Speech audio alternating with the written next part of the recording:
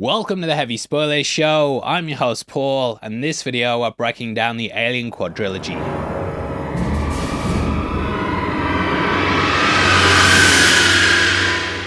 This is one of my favourite franchises in cinema history, and those first two films are absolutely brilliant. The other two I actually enjoyed a lot more when going through these videos, and I hope you guys do as well. So throughout this we're going to be going through every film and breaking down everything you need to know. This will contain all the Easter eggs, hidden details, and making of trivia that explains why these movies are masterpieces. Well, some of them. I hope you enjoy it, and just to let you know, we've got our Alien-inspired chestburster t-shirt available at the merch store below. This is one of my favourite designs we've ever done, and I hope you guys enjoy it as much as we do. Thank you to everyone who's picked one up, and with that out of the way, let's get into Alien.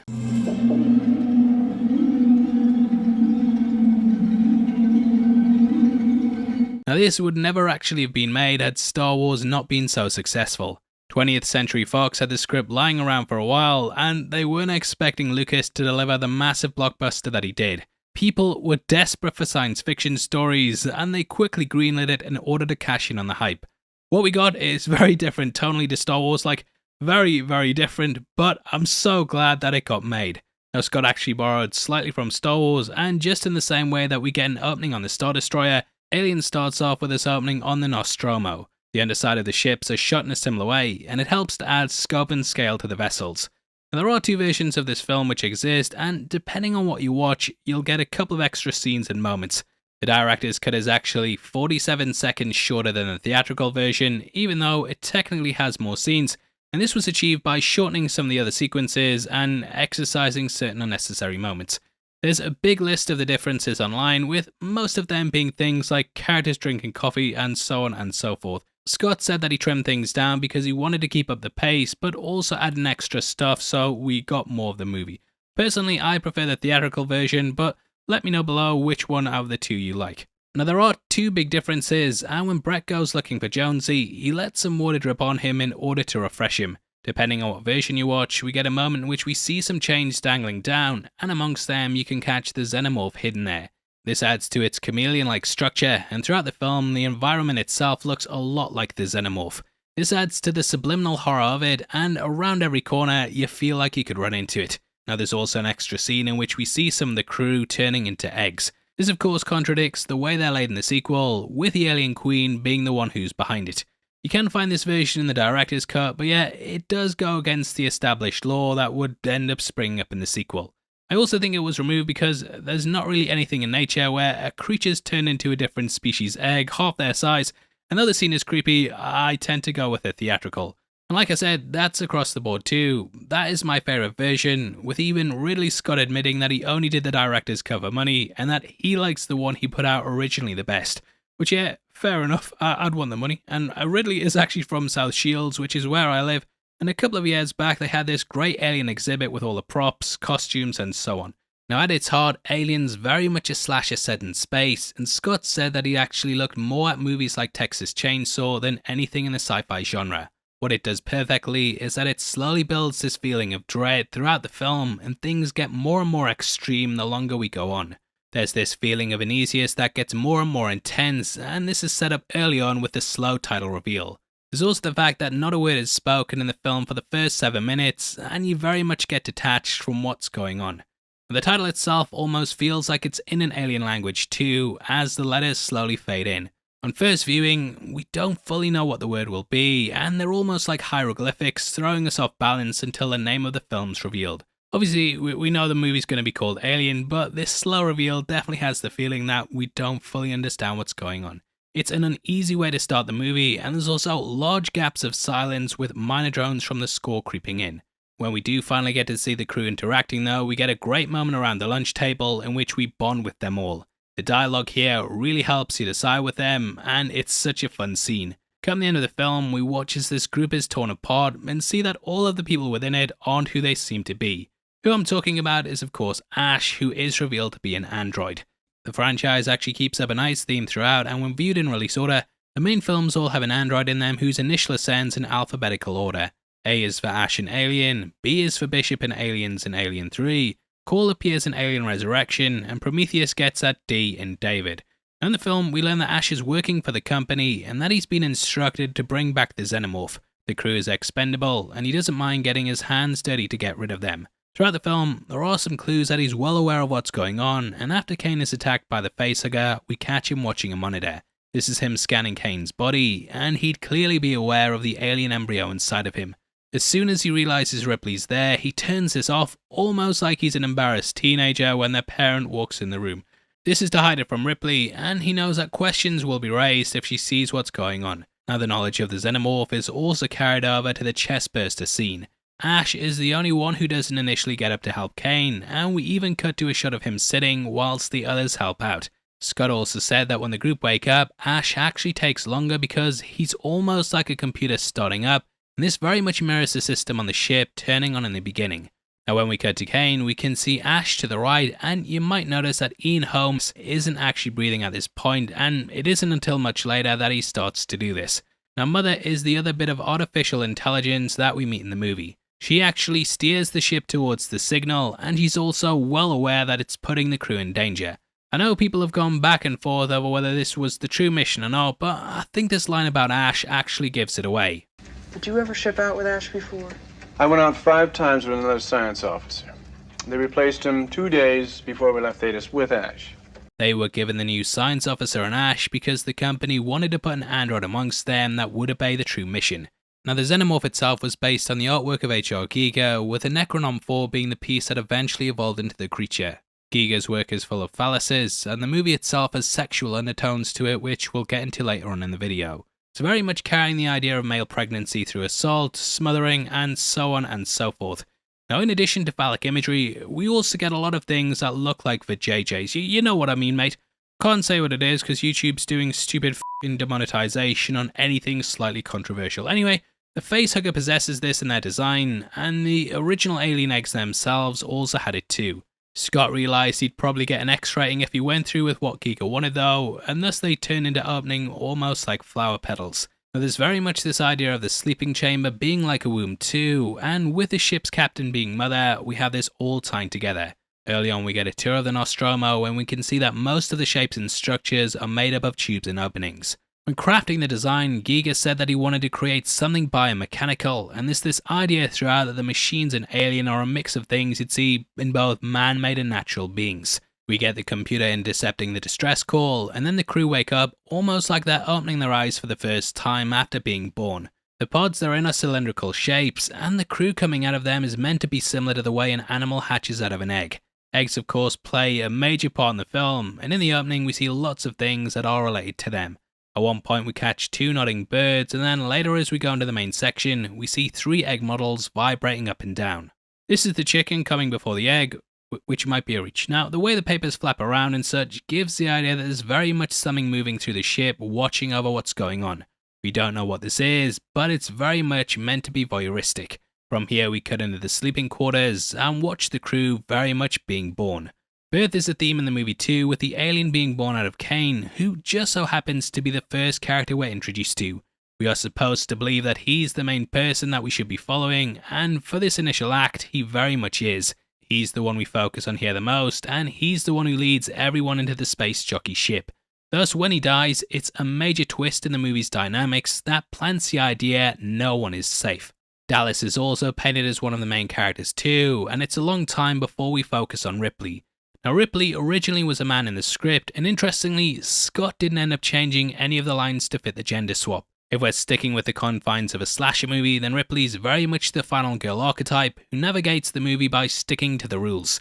She refuses to let Kane in when he's infected, and very much goes by the book on a lot of the issues. Now we cut to them all eating around the table, and we can catch Jones the cat there too. In the film, all of the characters are referred to by their last name due to it being the best way to address them professionally, and this is even the case with the cat too. Jones is very much seen as a member of the crew as well, and the animal is of course there to boost morale. If you pay close attention to this scene, you might also catch Ash reaching out and grabbing a jug of milk, which is something that he continues to drink throughout the movie. Later on, when he's revealed to be an android, we see he has a milky substance instead of blood, and this could be what's sustaining his synthetic body. Now, shoutouts to the Now Playing podcast for saying that the entire crew are very much meant to be space truckers, and in the 70s, convoys and such were all the rage. It adds this extra human element to them, and we relate to them more because they just come across as everyday people. Now we watch as Dallas goes to Mother, which is a giant room of blinking lights and buttons. Though I've been talking about sexual organs a lot, there are body parts laced throughout the designs of everything, and Mother is very much supposed to be a brain.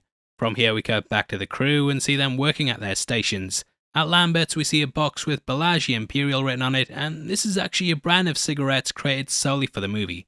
Later on we see Ripley's computer, and you can catch a picture of Jonesy as a little kitten, which is nice. It's nice, isn't it?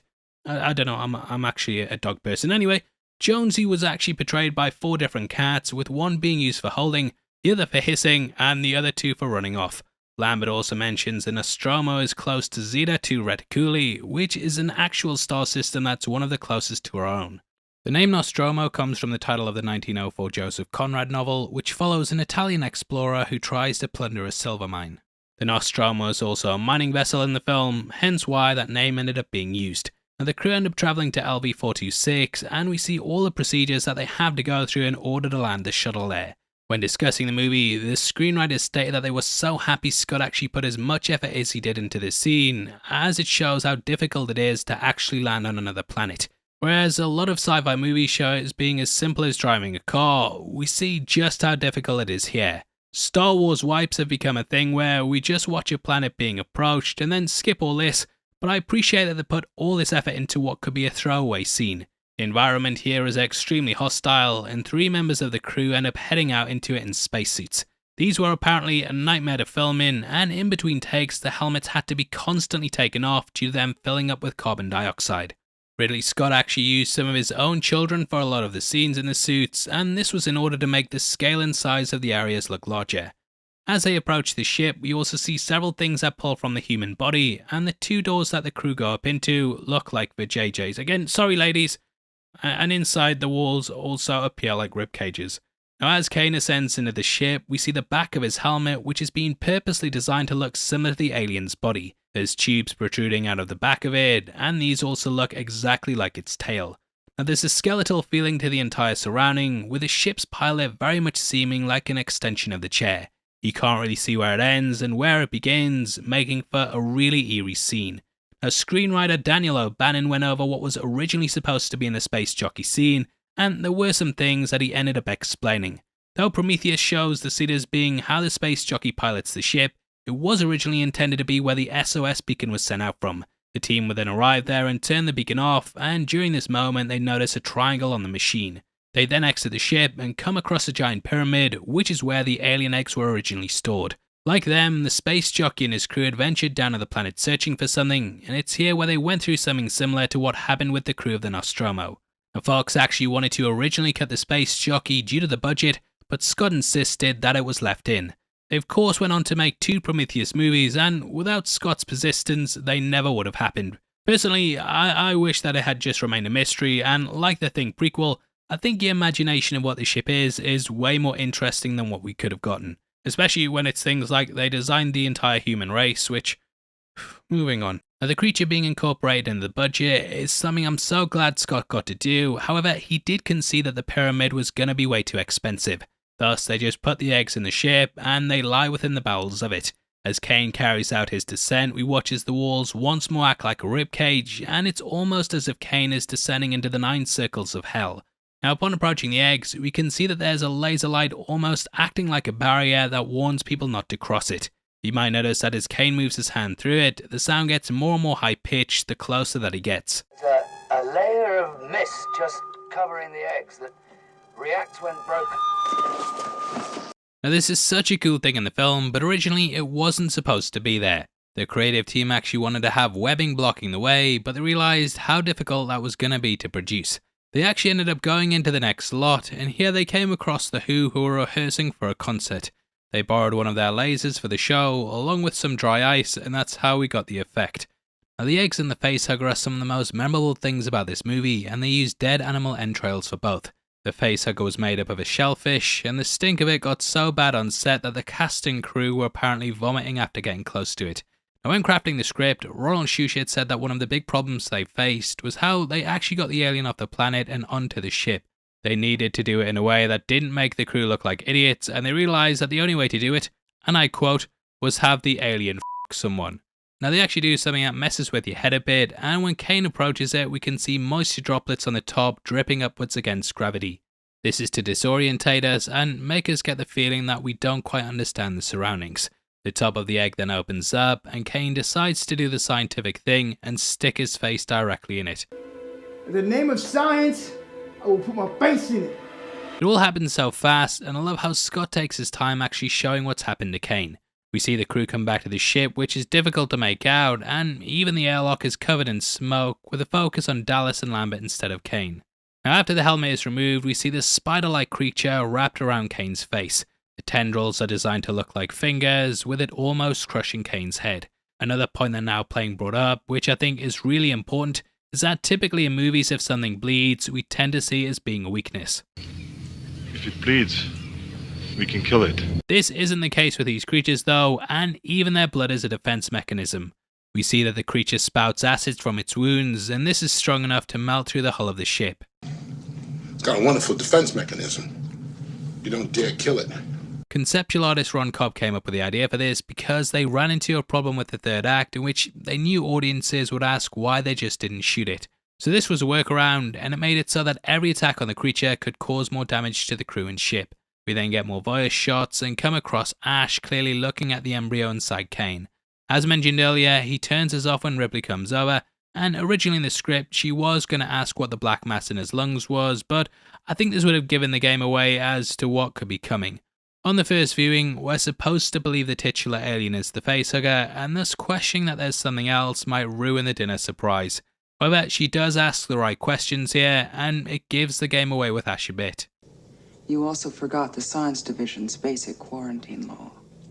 No, that I didn't forget. Oh, I see. You just broke it. Unfortunately, by breaking quarantine, you risk everybody's life. Maybe I should have left him outside. Maybe I've jeopardized the rest of us, but it was a risk I was willing to take. It's a pretty big risk for a science officer. It's not exactly out of the manual, is it? Now Ripley wanted to quarantine the group, and if he was truly a man of science, he'd understand why that's so important. Instead he went against protocol, and this tips his hand a bit that he wanted the creature on the ship. He once again drinks milk, and we cut to Dallas learning that the creature is now off Kane. What it filmed as brilliantly here is that it actually lures you into a false sense of security. We get the crew looking for the creature, and a little jump scare when the corpse of the facehugger lands on Ripley's shoulders. We are supposed to think that the alien is dead, and Kane waking up in good spirits makes us begin to relax as an audience. I love the line about him having a nightmare about smothering, and he's very much repressed this trauma. Again, this carries the themes of assault, and people very much hiding the memory from themselves because of the horror that it carries. Still though, Kane moves on, and we get the dinner scene, which is once more put in place to make us relax. It mirrors that first scene. We've already sort of been through something similar, and we know that nothing bad can happen. However, it's at this point that we're treated to one of the most memorable scenes of all time, in which the alien makes a big entrance. Now, one of the myths about this movie is that none of the cast and crew knew this was going to happen, and that it was all a surprise. That's not strictly true, as they of course had this script. What they didn't know though is that they'd be sprayed with fake blood, so that's very real, and it's why Veronica Cartwright looks so caught off guard. If you listen to the score here, it's also like a heartbeat thumbing away as we see the horror play out. Now Parker goes to snuff out the creature, but Ash is the one who says not to touch it, which spares it from being killed. On a second watch, this is very much in playing his hand, and I love going back through the movie and spotting these little moments. Now the alien looks a bit goofy now, but I honestly find this little xenomorph a bit cute, and it's funny watching it skate off like a remote control car. Also, earlier in the scene we can catch a Mr. Fusion at the table, and this would later pop up in Back to the Future as a prop from the film.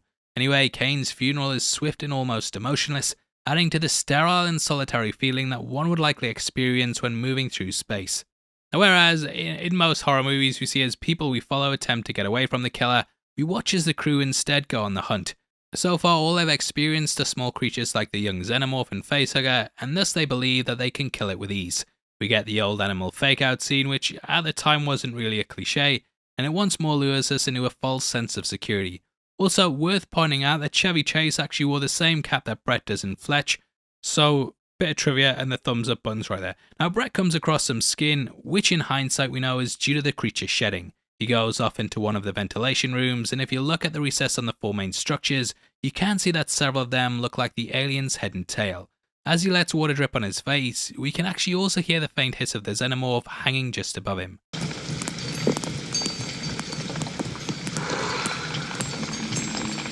It then drops down and attacks before taking Brett away. We then get a quick cut of Jonesy as the cat watches things playing out. This is a technique that Scott would use in Blade Runner, and we cut to Tyrell Zowell as his murder played out. Blade Runner actually reuses several graphics from this film, including many things that we see on computer screens. Now, the tongue with a tongue gives more phallic imagery, and it very much has to penetrate its prey to stun them. Now from here we cut to Ripley and Parker saying that the alien took Brett up into the air shaft, but how they know never gets fully explained in the theatrical cut. However, in the director's cut, we see they run in and get covered in blood as they look up. Now, at this point, Ash refers to the creature as Kane's son. The son of a bitch is huge. I mean, it's like a man. It's big. Kane's son. It's such a creepy term to talk about the creature as being Kane's son, and it shows he's more sympathetic towards it than the rest of the crew. Normally, you wouldn't refer to a monster like this as being someone's offspring, but he does it because he has a different appreciation for it than the rest of the crew does. Now, this whole airlock scene is another standout moment in the film that pretty much defined the genre. I remember a couple of years ago, I was really excited for Alien Isolation because it was recapturing the look and feel of this film. However, IGN, they gave it a 5.9 out of 10, and I decided not to get it, which I'll never forget. I will never forget, mate.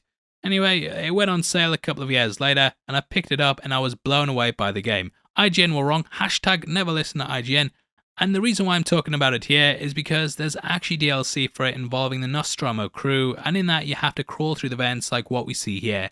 It's just as tense playing as it is to watch, and if you're a fan of horror games in this film, then you definitely have to pick it up. Now, what makes the scene so tense is that we spend a lot of it in darkness with only Dallas's light to show us the way. Again, we have images of body parts with the closing shutters being like a butthole. Look, I never promised the breakdown would be highbrow, yeah? You can also see them as an iris, I suppose, with them opening and closing. Now, the horror here is so simple, and Scott uses sound perfectly to create a terrifying atmosphere. I'm sure now playing mention that the motion tracker was made by using a football game on an Atari 2600, but whatever it is, the simplicity is what gives the scene its terror. Rather than being a 3D map, it's just two dots moving across the screen, with the beeps mimicking our heart rates as the creature gets closer. In most confrontations like this, when two dots line up, you'd expect there to be a big jump scare or something, but in this movie, nothing actually happens. This throws the audience and Dallas completely off guard because we now know that the creature is close by. We still can't see it though, and thus your mind starts to wander. Now, the crew are terrified for him, well, all except for Ash, who once more calmly observes it because he wants to see what will happen. After he's taken, Ripley is given his privileges as she's the next in line for command. Lambert wants to take her chances in the shuttle, and as we see, this ends up becoming the plan later on. Anyway, at this point, they want to push it into the airlock and blast it into space, and originally there was a scene along these lines involving Ash that also played his hand. The deleted scene had the creature just about to go into the airlock, and the crew watched over it on monitors. Just before it stepped through, Ash sounded the alarm, and it startled the xenomorph, which then fled. I think this would have given the game away far too early, and I can definitely see why they ended up removing it. Instead, Ripley says, Ash? Any suggestions from you or Mother? No, we're still collating. You what? You're still collating? I find that hard to believe. I've got access to Mother now, and I'll get my own answers, thank you. This is Ash once more lying, and thus Ripley goes directly to Mother. Upon learning the truth, Ash appears, and we get one of the most graphic scenes in the film if you go off the subtext. Now, when discussing this scene on the commentary, Ridley Scott said that this is very much a metaphor for sexual assault, with Ash shoving a literal adult magazine down her throat and also the audience's. Upon explaining it, he said that being an android meant that Ash didn't have the parts that men do, and thus he'd built up frustration over the voyage. This was him very much assaulting Ripley in the only way he could. The director said that Ash didn't actually want to kill her in this moment. It's something I never considered at all when watching the movie, and I don't really like to think about that kind of stuff, but I do think the director's intentions are important to talk about. Ash spraying white fluid everywhere could be seen as, well, you know, and this leads to the big reveal that he's a robot, coming with his head being smashed like it's the like button. It's also important to bear in mind that Ripley has a nosebleed here, and she actually ends up getting one in every film from here to Resurrection. Now, they put his head on the table, and unfortunately they leave in one of the worst jump cuts ever as we switch from the dummy to Ian home. I think on the whole that the effects in this film really hold up more than 40 years later, but I really wish they just cut back to the crew and then to the switched out head instead of keeping it in the shot. Scott even said that he hated this effect and said that the mold for Ash actually ended up getting deformed due to conditions on set. This left it looking slightly different to how Home does, and yeah, it's not the finest moment in the film, but they did win the Oscar for Best Special Effects, so we'll let you off there, mate. Either way, I'm nitpicking, and I think the fact that Ash is an android is the best twist in the film, as it adds another enemy for the crew to have to work around. Unlike the alien, Ash can talk and emote, and we hear about how he admires the creature. They are very similar to one another in many respects, as they both work for something bigger than them, and will kill those that get in the way of that goal. They also operate based on instincts and programming that they don't fully understand. Now Ash drops the chilling line, I admire its purity. And after he's burned, the crew decide to take their chances in the shuttle. There's only one life support chamber and limited oxygen and food, but their odds are better there than they are on the ship. They split off with Lambert and Parker going off on their own, and I love how they use the piping and environments here to further evoke images of the xenomorph. Ripley ends up returning to the ship after realizing Jones is there, but the xenomorph attacks Parker and Lambert as they collect the supplies. They have such an effective use of shadow here, with the xenomorph closing in, and you might notice some little continuity errors here. As we watch the tail going up Lambert's trouser leg, we can also see that her pants are navy blue here, even though in the previous shot they're white. This is because this moment actually came from earlier in the movie, and this is a scene from when Brett was grabbed. Lambert's original death was going to involve her hiding in a locker, and she'd then die of fright as the xenomorph moved around outside. I think the switch here was done because of the sexual connotations that come with it, but they also had to be mindful of how the suit looked in motion. Now, Balaji Bodego was hired by Scott after he saw him in a pub, and standing at 6 foot and 10 inches meant that he was perfect for the role. However, in motion they realised that the suit looked pretty bad, and this is why a lot of the shots in the film are of it standing still. We do get a moment where it moves like a ballet, but the creature was cut around due to how fake that the suit looked in motion. In better lighting and in alien isolation, we can also see that the creature has a skull and eye sockets within its head, but it's difficult to make out in the film itself. Now Ripley ends up arming the self-destruct sequence on the ship, and we get a scene in which she goes to the shuttle and then returns here to try and disarm it. This doesn't work, and thus she has to make her way past the alien. This part of the film was also recreated in the Alien Isolation DLC, leading to one of my favourite parts of the game. Again, as she moves through the environment, we see as certain panels and wall textures are put in place to mimic the alien, but Ripley eventually manages to make it through. Now we discover that the xenomorph is on board the shuttle, and the set was actually built around Balaji in order to create this effect. Leaving it proved to be difficult though, and the suit tore in multiple places. Now Ripley starts to sing Lucky Star, and this was something that Sigourney Weaver just improvised on the day. The song pulls from Singing in the Rain, and unfortunately it added more money to the budget as the studio had to secure the licensing rights, which no one was really happy about. In the end though, Ripley opens the airlock and she shoots it with a harpoon gun, which gets stuck in the door as it closes.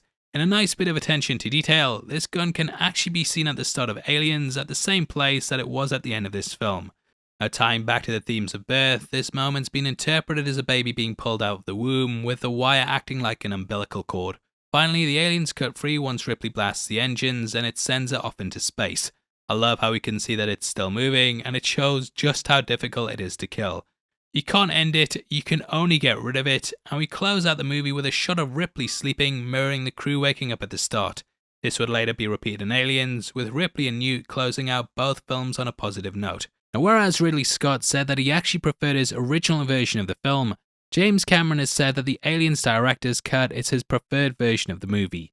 I actually prefer this version to the release version because I think, as it's been best described by one of my friends, it's 40 miles of bad road. I think it's a longer, more intense, and more suspenseful version of the film. Now this is the version I'm going to be going over for this video, and if you haven't seen it then, I definitely recommend that you watch it over the theatrical.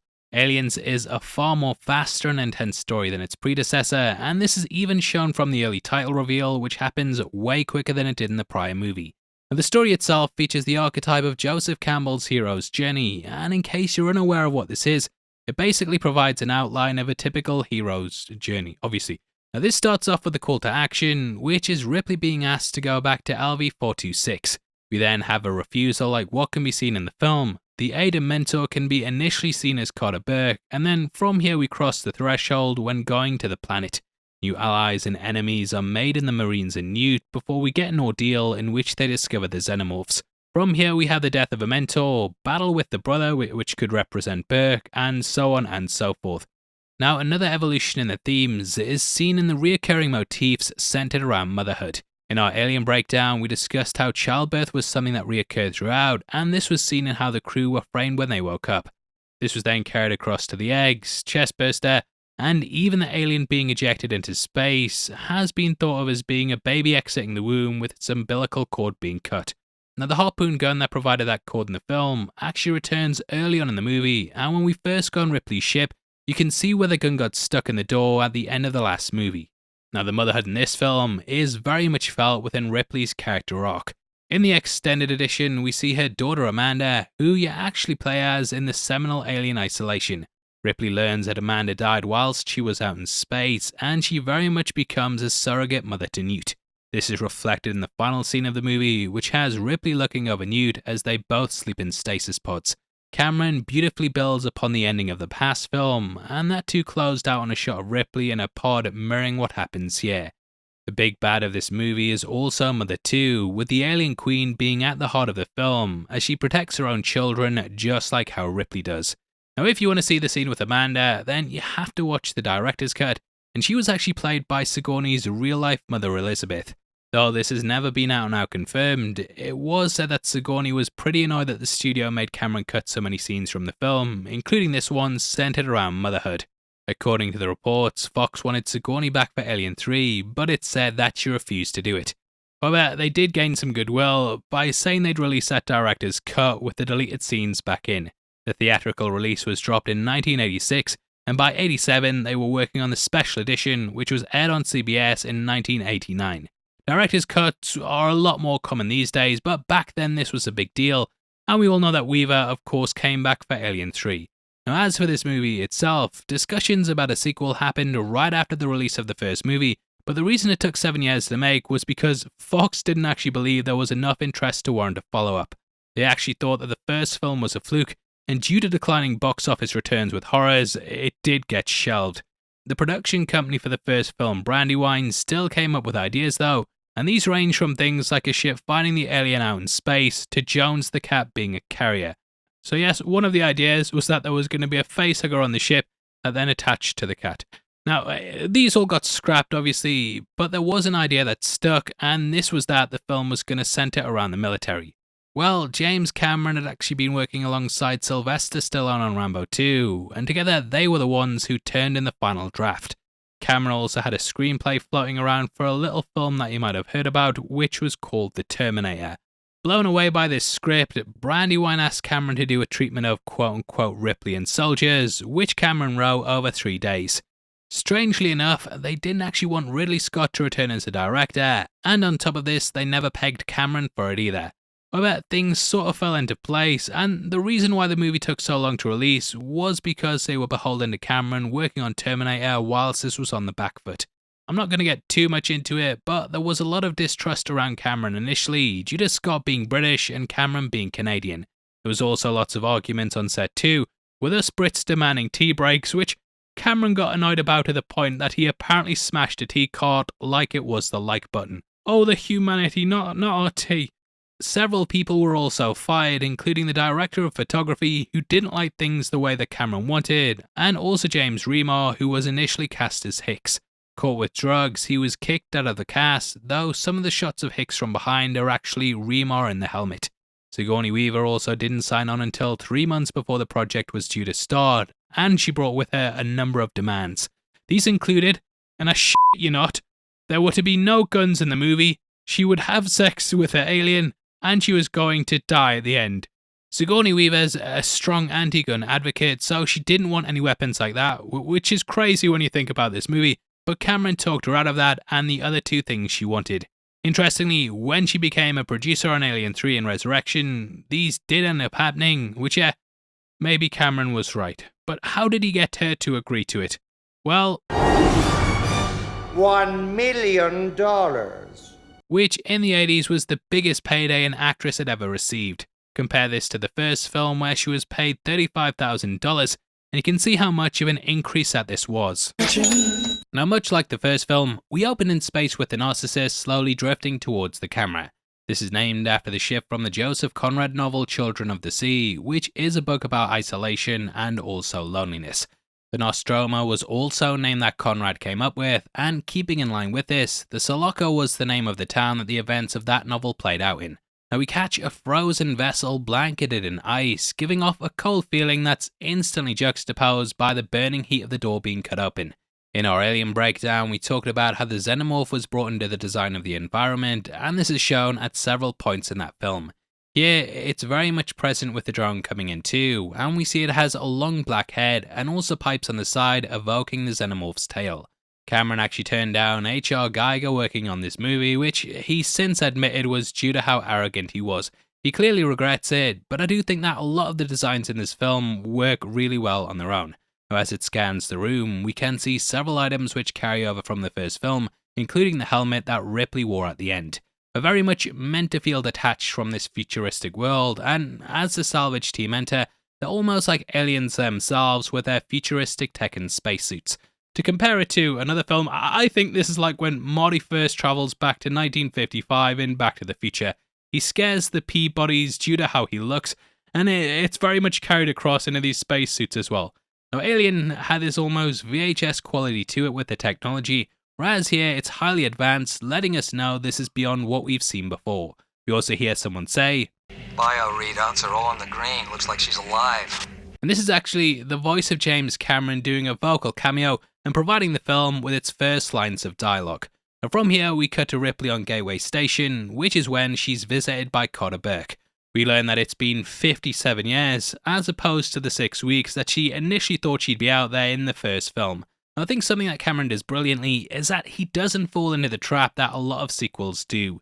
They tend to just remake and rehash elements of the original, whereas here he throws a curveball like this early on in order to completely place her in a new alien surrounding that she won't really recognise. Had the cat in space or egg thing happened, then we likely would have got the beats of the first movie, and this is what I've dinged films like The Thing prequel for doing, as it's not really that creative. However, this allows him to take things in a new direction and evolve the character in several new ways. This sets her into a panic, and it's revealed that this is a dream sequence in which Ripley believes that she has a chest burster inside of her. Jonesy hisses, and this of course calls back to the first film when the animal did the same thing with the xenomorph. Ripley utters the words, and this is a callback to the director's cut of Alien in which Dallas said the same thing. Now, though this is somewhat decanonized, Cameron did take the idea of it and integrate it into Aliens, with people being stuck into walls. He also borrowed from Dallas saying "kill me," and had the woman that we come across saying, "You're gonna be alright. Please. Kill me. Just stay calm. We're gonna..." Now, one of the film's themes is set up here, and huge shoutouts to Rob Ager for pointing out the differences and similarities between the two movies. Alien was very much a physical battle against the alien, whereas Aliens is a psychological one. Ripley is racked with nightmares, but her sleeping soundly at the end next to Newt shows how she's overcome this. Now we cut to her sat on a park bench, but this is later revealed to just be a projection. It shows the world that Ripley once knew is gone, and just something that's archived in recordings and also photographs. Originally, we weren't meant to see this flicker, like how it does here, and they were going to have Jones try and jump at a bird, smack into the wall, and then reveal it was fake. Now, this idea of the past just being an image is followed up by her learning what happened to her daughter, which is too shown as a photo. This highlights that the past is now gone, and it truly plants Ripley as being on her own. Her and Newt share a lot of common ground, and they're both people who've lost their families due to encounters with the xenomorphs.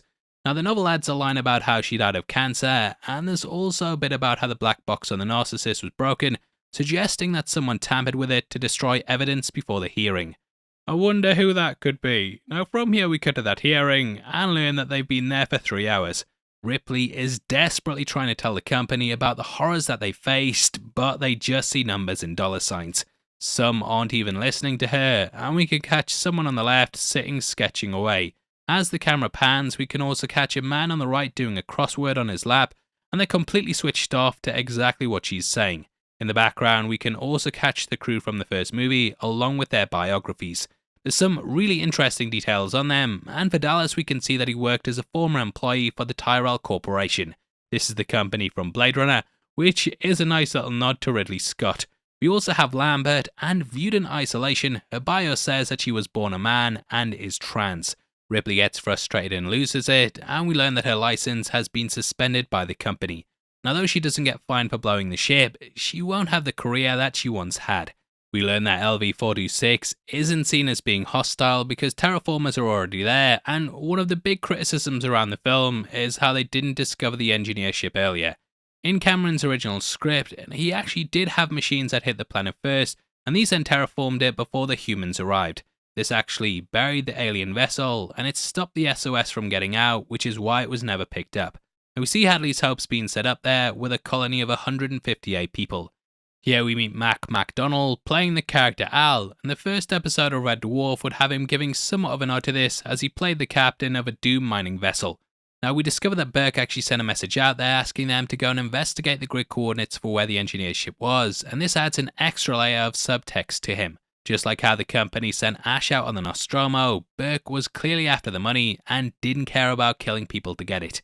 It's kinda heartbreaking seeing kids playing in the hall in the very same scene, and originally Newt was supposed to be a part of this. Later on we learn that she survived for 7 months out there on her own, and this was through hiding in the vents and recesses. There was a bit of an added character backstory in the original script, and there were versions where she was playing it with the kids at this point. Newt was the best at it on the entire station, and she even got the nickname Newt in reference to the little reptile because she could fit into places other kids couldn't. Now for the final version, they ended up removing that, but we do get a line from her brother that gives a nod to this. You too, you going places we can't fit. So, that's why I'm the best. Knock it off. I catch either of you playing in the air ducts again, I'll tan your hide. Now Newt is played by Carrie Hahn, and to make the scene a bit easier on her, her brother is played by her real life one. We watch as her dad discovers the ship from the first film, and this had still been kept in storage behind the scenes, so Cameron was able to utilise it on set. We once more get the xenomorph design brought into the location, and inside the ship we catch the bone-like structures on the wall, which later resemble the limbs of the alien queen. The facehugger once more returns, and Newt's scream gets drowned out, possibly tying back to the film's tagline. That is, in space no one can hear you scream, which is a bit of a reach. Now from here we jump back to Ripley, and she's cut her hair and is donning a white t-shirt. This is something that Scott himself later paid tribute to in Alien Covenant, and Daniels at one point looks like she's cosplaying as the character. Ripley is smoking the longest cigarette you've ever seen, and this is just Ash, who she beat in the first film, mate. Now why is that, Paul? Well, she's very burnt out at this point, but is still hanging on. However, it's also used to set up somewhat of a narrative device later on, as she uses a lighter to set off the sprinklers in Hadley's Hope. Had she not been smoking, then people might be like, why is she carrying around a lighter? So I like how Cameron at least gave a reason for that. Burke comes to her home, and we also meet Lieutenant Gorman. He's got a badge with USCM on his arm, which stands for United States Colonial Marines. The United States Marines badge is a golden eagle standing on top of the Earth. However, now that we've conquered other planets, it's swooping down on them. In the film, we discover that Gorman's extremely inexperienced, and this is why none of the Marines respect him. How many drops is this for you, Lieutenant? 38. Simulated. Now the book actually adds some extra reasoning to this, and we discover that Burke picked him because he'd be easier to manipulate. Inside, Carter also talks about how the corporation is building better worlds, which calls back to the tagline on the Weyland-Yutani sign. It's all PR BS, and they just care about colonizing planets and making weapons. It's a really sleazy way to get Ripley involved, and he tries to sell her on how much of an opportunity that it is. He also calls her kiddo. Come on, that's a second chance, kiddo. And Paul Reiser also plays Dr. Owens in Stranger Things, and he refers to Eleven as kiddo at several points. Whatever you want, kiddo. It's on me. Now he brings up the Marines and talks about how state-of-the-art they are. These colonial Marines are very tough hombres. They're packing state-of-the-art firepower. There's nothing they can't handle. This has been talked about in a number of videos on this film, but Cameron stated that he had lots of metaphors for the Vietnam War placed within this movie. As we mentioned earlier, he was a big part of Rambo 2, and this clearly seeped into his mind when making this film. Cameron said that the film can be seen as an allegory to the inability of the superior American firepower to conquer the unseen enemy located in Vietnam. He later stated that they represented a lot of fire and very little wisdom. Cameron modeled the Marines on how soldiers appeared in movies, with them being overtly masculine, even down to Vasquez. Hey, Vasquez, have you ever been mistaken for a man? No. Have you? The dropship was based on an Apache helicopter, and Cameron also had the actors personalize their own suits of armor similar to soldiers in Vietnam. Hudson has the word Louise written on his, which is a nod to Bill Paxton's real wife, along with several other things. We can catch a calendar on his helmet, and this shows that he has just 1 month left in service. Later on, he mentions just having 4 weeks left. Oh man, I was getting short. 4 more weeks and out. And we can also see the word game over, which the character of course says in the movie, in the best line ever. Game over, man. It's game over. What the fuck are we gonna do now? Now, Cameron gave the impression that Hudson's very much meant to represent the Marine mind state, and when he thinks he has an easy target, he's overconfident and talking trash. However, when he's actually in danger, he turns into a complete coward, and is an opposite to how he comes across when he thinks he has the upper hand. Now, I actually got my hands on a masterclass membership to see Cameron talking about some of the scenes, and he did say he regretted how he portrayed Marines in this movie. He said he had a brother that served in them for 6 years, and if he was to do this again, then they'd have been the complete opposite to how they are here. He said, as a filmmaker, you learn and grow, and that he has nothing but respect for the Marines now, unless you watch Avatar. Now, Cameron also predicted the video phone, and we see Carter's analysis of Ripley coming true. I've read it. You wake up every night, your sheets are soaking with sweat. I said no! I love how she grabs her chest in this moment, and it instantly tells you exactly what's happened in her nightmare. Berkeley assures her that they're going out there to destroy the creatures, but we learn that was a f***ing lie. Now, the first film had a lot of talks about shares and money, and this is once more mirrored in Burke. The reason that he doesn't go out there with another company man is that he'd have to split the discovery with them, so he's on his own for his own ends. We then cut to space, and we see the Sulaco, which itself looks like a gun cutting through the cosmos. Echoing the opening of Alien, we move through the ship and see it on display. Ridley Scott used this to great effect in the first film, and it made the audience take on this voyeuristic point of view as we travel through the long corridors. We saw 2 nodding birds on a table, and Cameron somewhat mimics this by having 2 spinning table things as we travel through the ship. Table spinning things. I don't think that's what they're called, but you know what I mean, don't you? Don't be a dick in the comments. What do you mean you've already written it? You son of a bitch. At this point, we cut to the stasis pods, which line an entire wall. Little bit of movie magic here, and the team didn't want to waste money building all these pods, so they just made 5 of them and then placed a mirror on the end wall. If you look closely at it, you can kind of tell it's a mirror, but it gives the impression that the ship's much larger than it actually is. We see the computer start up, and this somewhat mimics the opening of the first film in which the machines turned on. We then get a list of all the crew on board and their initials. Gorman is amongst these, and he's the only Marine to have their first name said because they don't respect him and he doesn't fit in. You can really feel the camaraderie in these moments though, and that's actually for a good reason. Cameron filmed the movie out of order, with this being one of the last scenes they shot, and this is because he wanted to build the relationships on set so that they felt authentic when we got to this point. We then get more Vietnam imagery with the cigar-chomping Sergeant Napone, the dark green clothes that are reminiscent of jungle wear. Vasquez later wears a red bandana, and the pilot wears aviators, evoking imagery of that era. We then see Vasquez doing chin-ups, and this is alongside her buddy Private Drake. This is where we get the mistaken for a man line. This actually pulls from an interview with a 1930s actress. That was Talala Bankhead, and a newspaper columnist asked her if she'd ever been mistaken for one, but she replied, "No, darling, have you?" Cameron was obviously a massive fan, and throughout a lot of his work he has these strong female characters who don't take no shit. Now, after owning Hudson, they do a special handshake which shows their friendship. This actually happens later on in the movie too, when Vasquez dies alongside Gorman. Though she initially doesn't respect him in the film, she does at the end, and this is to show that he's now one of them.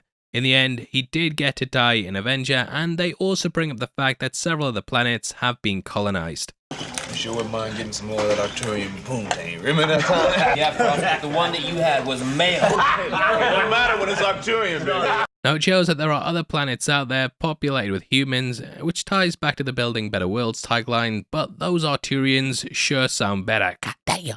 I've also seen readings of this tying in with the Lambert reveal from before, along with the comment on Vasquez being mistaken for a man. People have said that the show's gender is far more fluid in the future, but I don't know if that's been retroactively added in to give it a more modern mind state. You'd have to ask Cameron himself whether those lines all tie together or not, but it is interesting how they do keep repeating.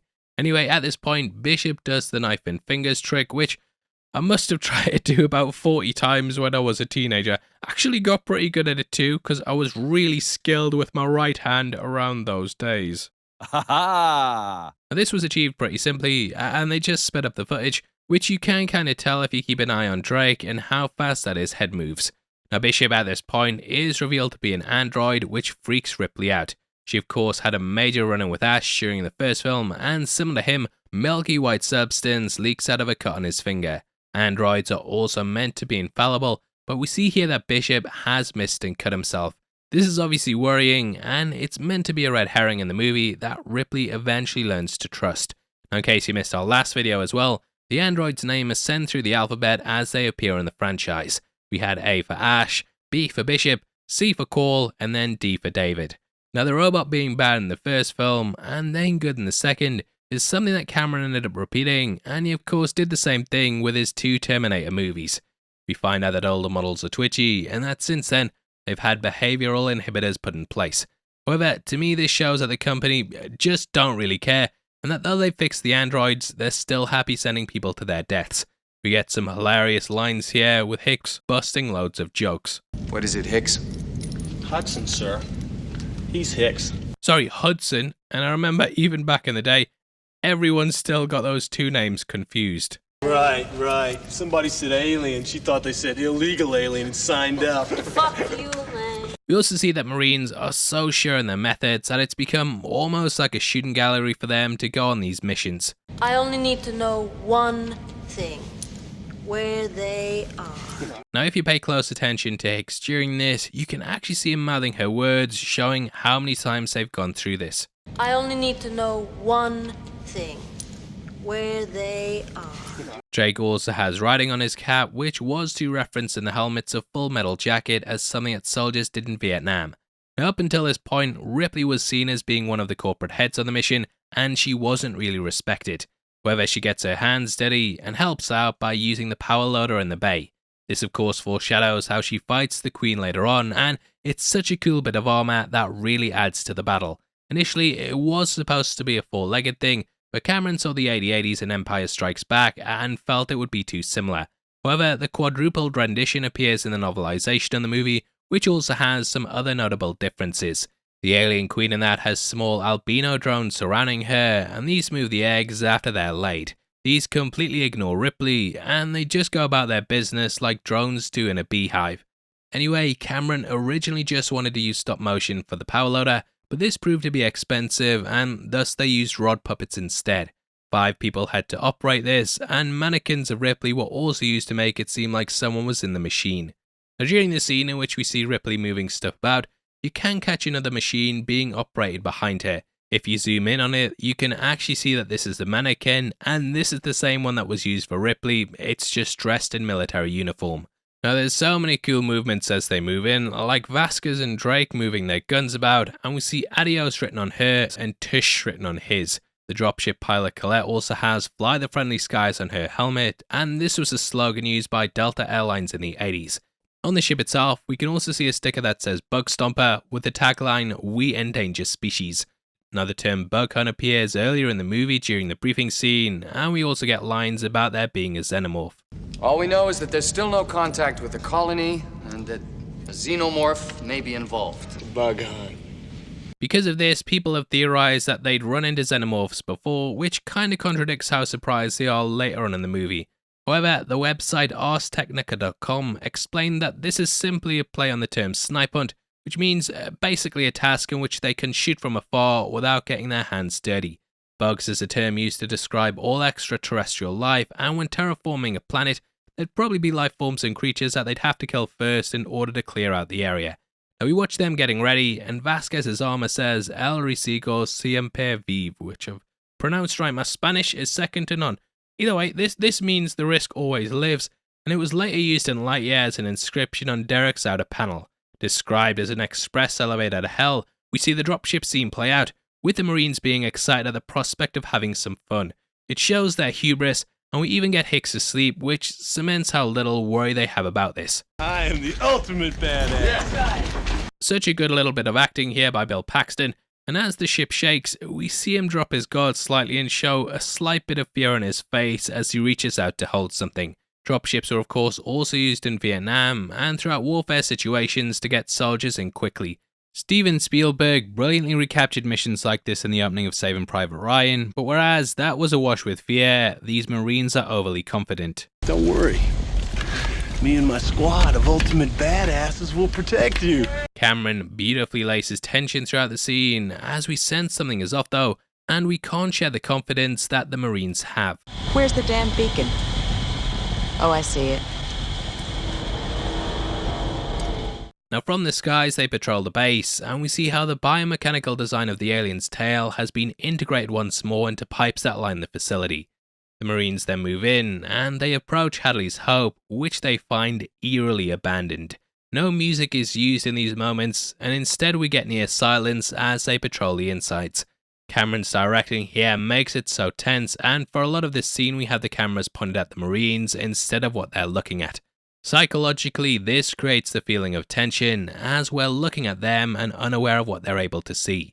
When we do cut to their point of view, it's through their grainy camera, which again adds this idea that we as an audience don't know what's going on. Eventually they pick up something on the motion detector, and they end up moving into a room. So far, there haven't been any bodies because all the people here have been taken off and used as hosts for the facehuggers. However, just before they go into the room, we catch a bloody handprint hinting that something bad happened here. It's an animal fake-out with some little cute hamsters, and Ridley Scott did something similar with Jonesy in the first film. They then pass to some holes running through the hull, and as we learned in Alien, the Xenomorph's blood is in fact acidic. It's melted through several floors, which we see demonstrated here once more. Now the area is safe, and the next part of the movie was something that Cameron was in-depth on during his masterclass session. As they come in, we can see that they tried to barricade the doors shut, and in the movie novelization, the entrances were all covered by tractors. They discover facehuggers in jars, and we get some lines that subtly hint towards Burke's plan. Looks like love at first sight to me. Oh, he likes you, Burke. Burke is of course trying to use the aliens for profit, and he's very much on their side in many ways. The first Alien film of course had the twist that Ash was a villain too, and Bishop is suspected to be a villain in this. However, Cameron subverts expectations by making the hidden threat a human, and Burke remains one of the best baddies in the franchise, I think. Now later on he tries to use these facehuggers on Newton Ripley in order to smuggle xenomorphs back to Earth. They of course would need two, which we get foreshadowed in this line here. Two are alive, the rest are dead. In Alien, there was also the fear that removing a facehugger could kill the host, and this is confirmed by Bishop here discussing one of the procedures. Surgically removed before embryo implantation. Subject Marichek, John J., died during the procedure. Now the Marines then move further into the compound after the motion detector goes off. Again, Cameron framed it so that we were looking at them, so that we couldn't see what they were moving into. They willingly walk towards the danger due to their hubris, whereas Ripley hangs back because she knows what the danger is. If we look at her face, she's the only one who seems afraid, but this changes when we learn it's a little girl and not a xenomorph. Newt runs out, and in a nice subtle touch that you only really catch in slow motion, we watch Hicks moving Drake's gun out the way so that he misses as he fires. In the masterclass, Cameron also talked about how this changes the dynamics of the scene, as we go from fearful to curious after we see it's not a threat. Ripley then squats down and we get a close-up of her face, which is when we watch her eyes move about, and as they lock onto Newt, we cut to what she's seeing. This is the first big reveal in this segment, and it's just subtly building upon what we've talked about before. Now we find she's created her own little man cave that looks like your room when you are 15. As Hadley's Hope is deemed safe, everything opens up, including Newt after being a mute. This happens because Ripley actually treats her like a human, and whereas the Marines ignore her, Ripley actually cares about her. She asks about her family and brother, and like Ripley, we learn that she's now completely on her own. Mirroring the examination in the first film, we see Bishop carrying out one on the facehugger, and Ash was of course fascinated with it too. Ash thought it was the perfect organism, and they do a nice little play on that by having him say it's magnificent. Again, it's meant to make us suspect something is off, and this all comes before the big action scene in the hero's journey. We see how the pipes of the factory have turned into the spinal column bones of the xenomorph, and it transforms the industrial landscape into something more alien. When crafting the original film, H.R. Giger wanted to create something biomechanical in which machines seemingly blended in with the flesh. That's definitely the case here, with the characters very much travelling into the abyss. In Campbell's hero's journey, this typically happens at the midpoint, and it's what triggers a transformation in the main character. Now, after learning that firing the guns will create a thermonuclear explosion, the Marines are left with their hands tied behind their backs. However, Hicks keeps his shotgun, and we get the infamous line that's been used across a number of different things. I'd like to keep this handy for close encounters. I like to keep this for close encounters. This later comes to be true, as a xenomorph almost gets Hicks, but he uses the shotgun to kill it. Now we come across a woman who's about to give birth to a xenomorph, which we showed before with the kill me scene. This is very much Ripley's dream coming true, and in a subtle moment we see Sigourney grab her chest in order to display this. It's then revealed that the xenomorphs are very much embedded into the walls and also the ceilings. Scott set the trend for this, and the Nostromo was purposely filled with pipes and crevices that resembled the creature. Everything goes to hell, and Ripley goes from a passive to an active character after she takes control of the APC. This is the beginning of her transformation in the hero's journey that makes her start to face her fears rather than letting them control her.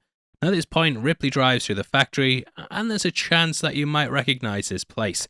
This is actually the same location that Batman drove the Batmobile through at the end of the 1989 film, which too ended up blowing up like how this place eventually does.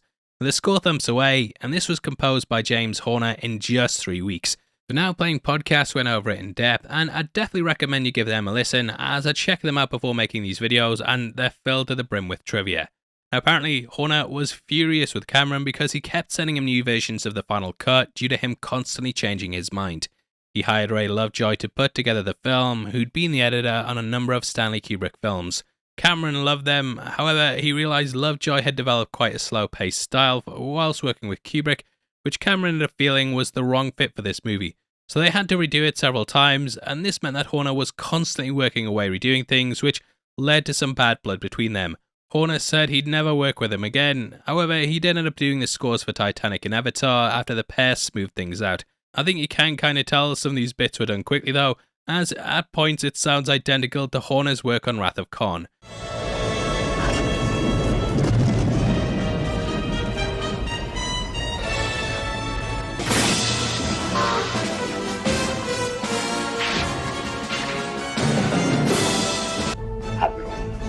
Here it comes. Now, Mr. Spock.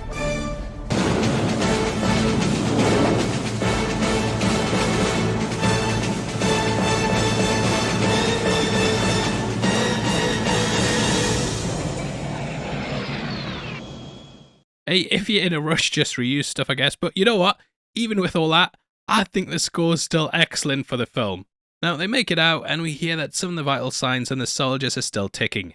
These were people that were captured and cocooned and held in place so that more xenomorphs could be created. Outside, we see that the planet isn't as harsh as it was in the first film, and Newt's father at the start of the movie went out without wearing a spacesuit. In the first film, the search team had it on them, but this shows how terraforming has made the planet now more hospitable. Now at the dropship, we get one of my favourite moments with the xenomorph attacking. I just love the way that it sneaks up behind Colette. It starts shaking away, almost like shivering, like it's so full of rage. And just I imagine peering back at this, you'd absolutely crap your pants. Now as it crashes, rear projection was used here, and it feels like a massive gut punch watching it brought down. Game over, man. It's game over. Yes, again that, and I tell you what, we better start wrapping up the breakdown now, because most don't drop likes. Mostly. If you're enjoying the video though, helps the channel out with that crap joke, and we appreciate it. Now back at the main hub, we watch as the shutters go up once more, juxtaposing how they opened up before, and this shows how lost the group are. They're pretty much going for the same plan that doomed the colony, and I love Bill Paxton in this moment as he gets all the best lines as he turns into a bumbling wreck. 17 days? Hey man, I don't want to rain on your parade. We're not going to last 17 hours. This little girl survived longer than that with no weapons and no training. Right?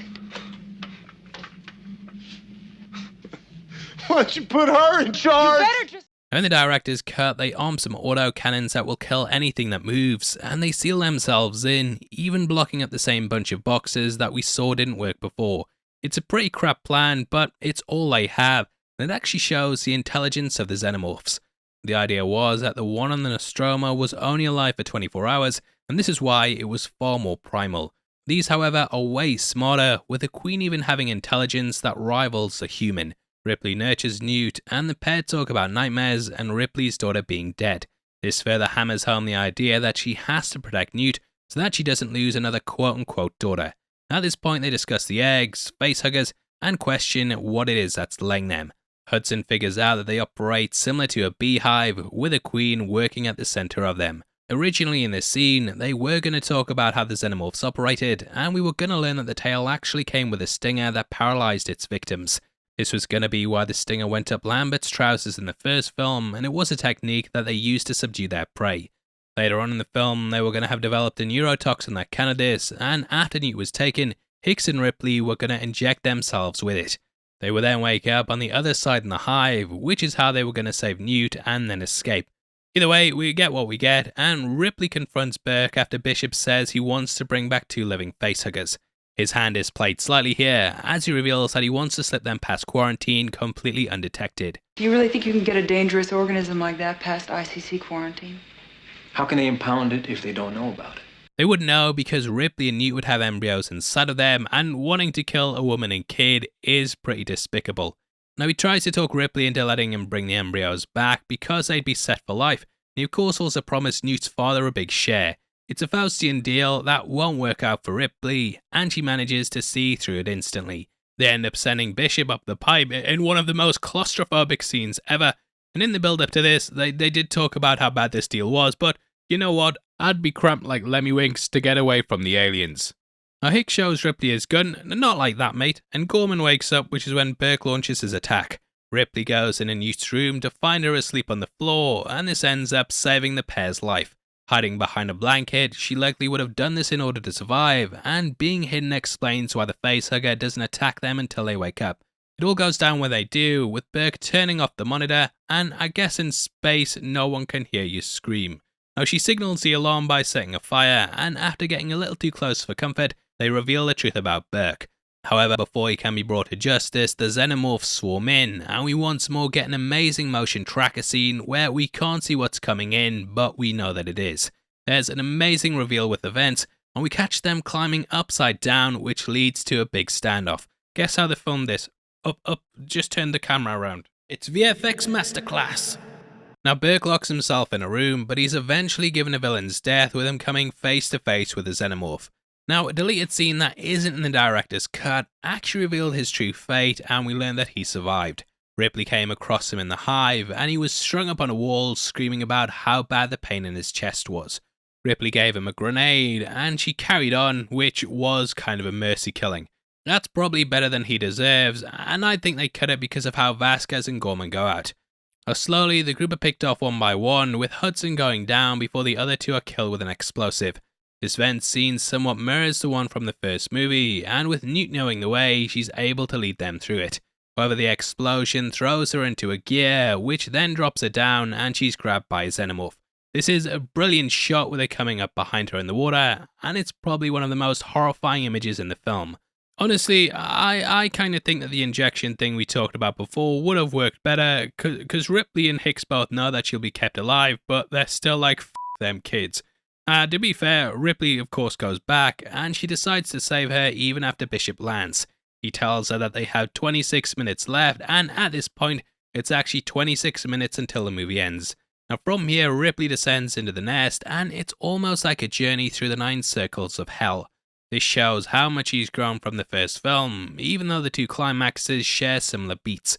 The first movie had Ripley returning for the cat Jonesy, and in the end, she ended up running away. Here, Ripley does the same thing, but she's prepared and going towards the danger instead of just trying to get away. We see her arming up and even get a woman countdown voiceover that's become a cliche in movies. You now have 15 minutes to reach minimum safe distance. Now this is actually a callback to Mother, and motherhood is of course a theme in this movie, so it makes sense why they brought it in here. Now we very much get the hero shot as she steps in, and from here we see as Ripley descends through the factory, desperately searching for Newt. Eventually she gets her, and they actually used a dummy for most of this, so that Sigourney was able to carry her alongside the gun. We have the surrogate child in one arm, and a weapon in the other, and it's such a cool image that it was used for the poster. Now the Alien Queen moment was another thing that Cameron talked about in his masterclass. He watches the location, starts to blow up around Ripley, she runs as fast as she can, but then walks into somewhere that makes her stop. Again, the camera's pointed at her rather than what she's looking at, and as an audience we're meant to pause and wonder what it is that's made her stop amongst all this carnage. Cameron said that the idea for this actually came to him in a dream, and during that he ran into a room, got to the centre of it, and then realised he was surrounded by wasps. He knew he couldn't get to the door before they got to him, and it just made him stand still, completely unable to move. The whole point of this moment is for us to go from one extreme to the other. We watch as Ripley goes from sprinting through the area to then standing still. The explosions initially took over the soundstage, but they're then silenced when Ripley realises what's going on.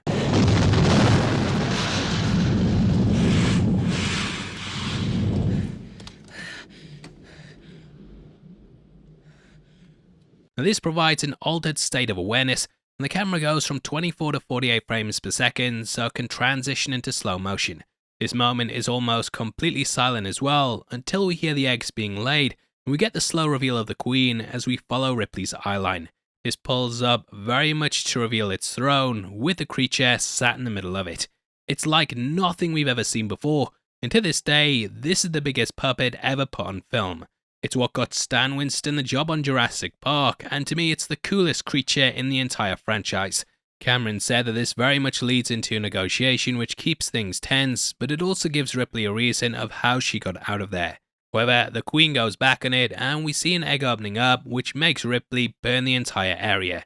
In a cathartic moment, we see her just standing there shooting away until she runs out of bullets, and then when that's done, she switches over to the grenades. Reminds me a lot of a video game when you face a boss character and you just keep shooting them and switching guns until you're out of ammo. It's such a great scene that leads into the final chase as Ripley desperately races out of there with Newt. It all goes to hell with the Queen pursuing Ripley through the corridors until a lift comes. Again, I think this inspired a lot of games with you having to survive until your exit arrives. Resident Evil, I'm looking at you.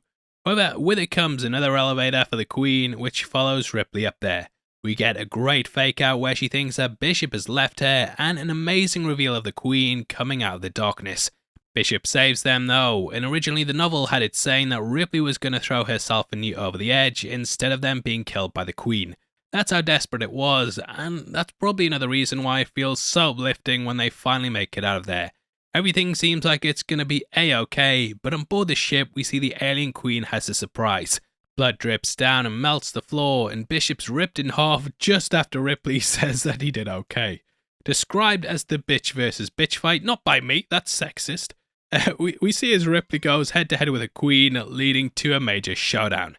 It attacks Newt in the vents, and we watch Ripley donning the power armor in order to take it out.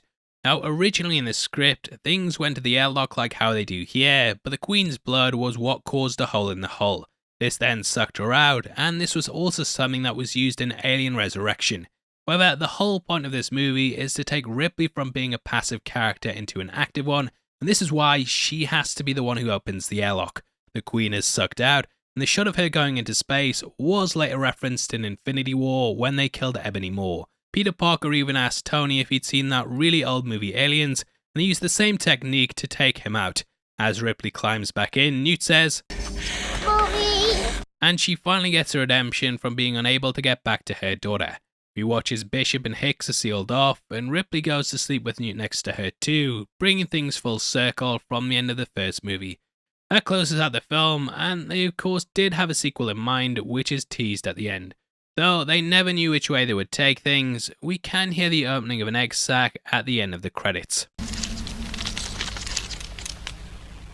Anyway, that closes out the movie, and what an incredible film it is. For my entire life, I've always had Alien as being my favourite out of the two, but after doing this breakdown, I'm not so sure anymore. I forgot how dense that the film was, and when you compare the run times of this and my last video, I know there's going to be a big difference. Ask me another day and I might say that this is my favourite, but either way I think this is a perfect movie. Alien probably stuck with me more because of how much it scared me as a kid, and I can remember the first time I saw that, whereas I can't with this. However, ignoring that scarring of my childhood, judged on its own merits, I think this is probably better. It works as an amazing sequel, and Cameron masterfully builds on the first movie to create an arc for Ripley that makes her face up to her fears.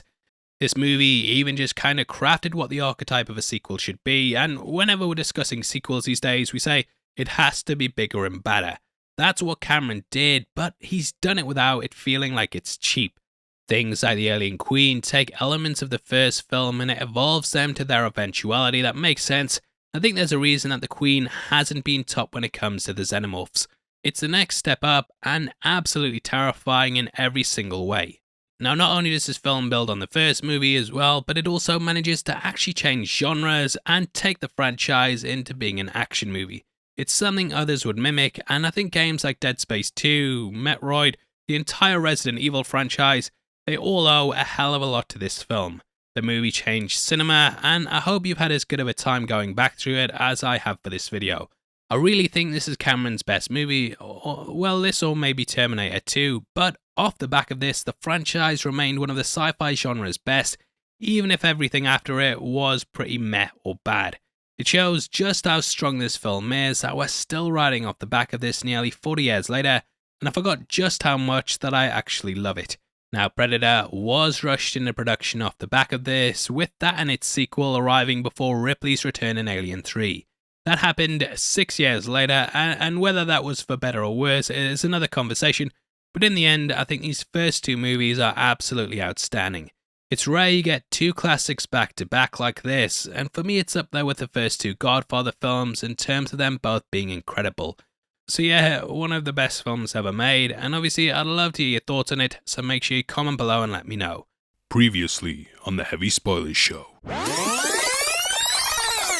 And if you want me to see Alien 3, make sure you comment below. Thank you. Peace.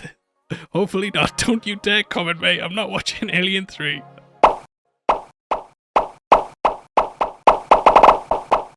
Oh, shit. Here we go again.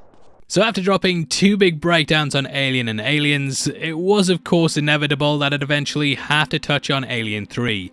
Hated by its director, burned by the fans upon its release, and constantly surrounded by controversy, I think this is a film that's definitely worth discussing.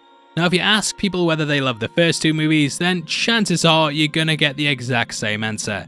In the case of Alien 3 though, it normally depends on who you talk to, and the film's built a fan base even though it was extremely divisive at the time. Now before getting into the actual breakdown of the film, I think we have to talk about what it went through to get us to this point. In total, there's rumoured to be over 30 different scripts for the film, and it got to a point that Fox was so frustrated with everything that they just put their foot down and dropped a teaser announcing that there would be a new Alien movie releasing in 1992. Spending 6 years in development, Fox wanted to make a sequel that was more aliens than Alien, and early on there was a lot of back and forth with Brandywine Productions. Those guys didn't want to just do a repeat of the first two films, whereas Fox wanted a military-style movie centered around Hicks fighting the xenomorphs on either Earth or their home planet. We discovered in space, no one can hear you scream. In 1992, we will discover on Earth, everyone can hear you scream.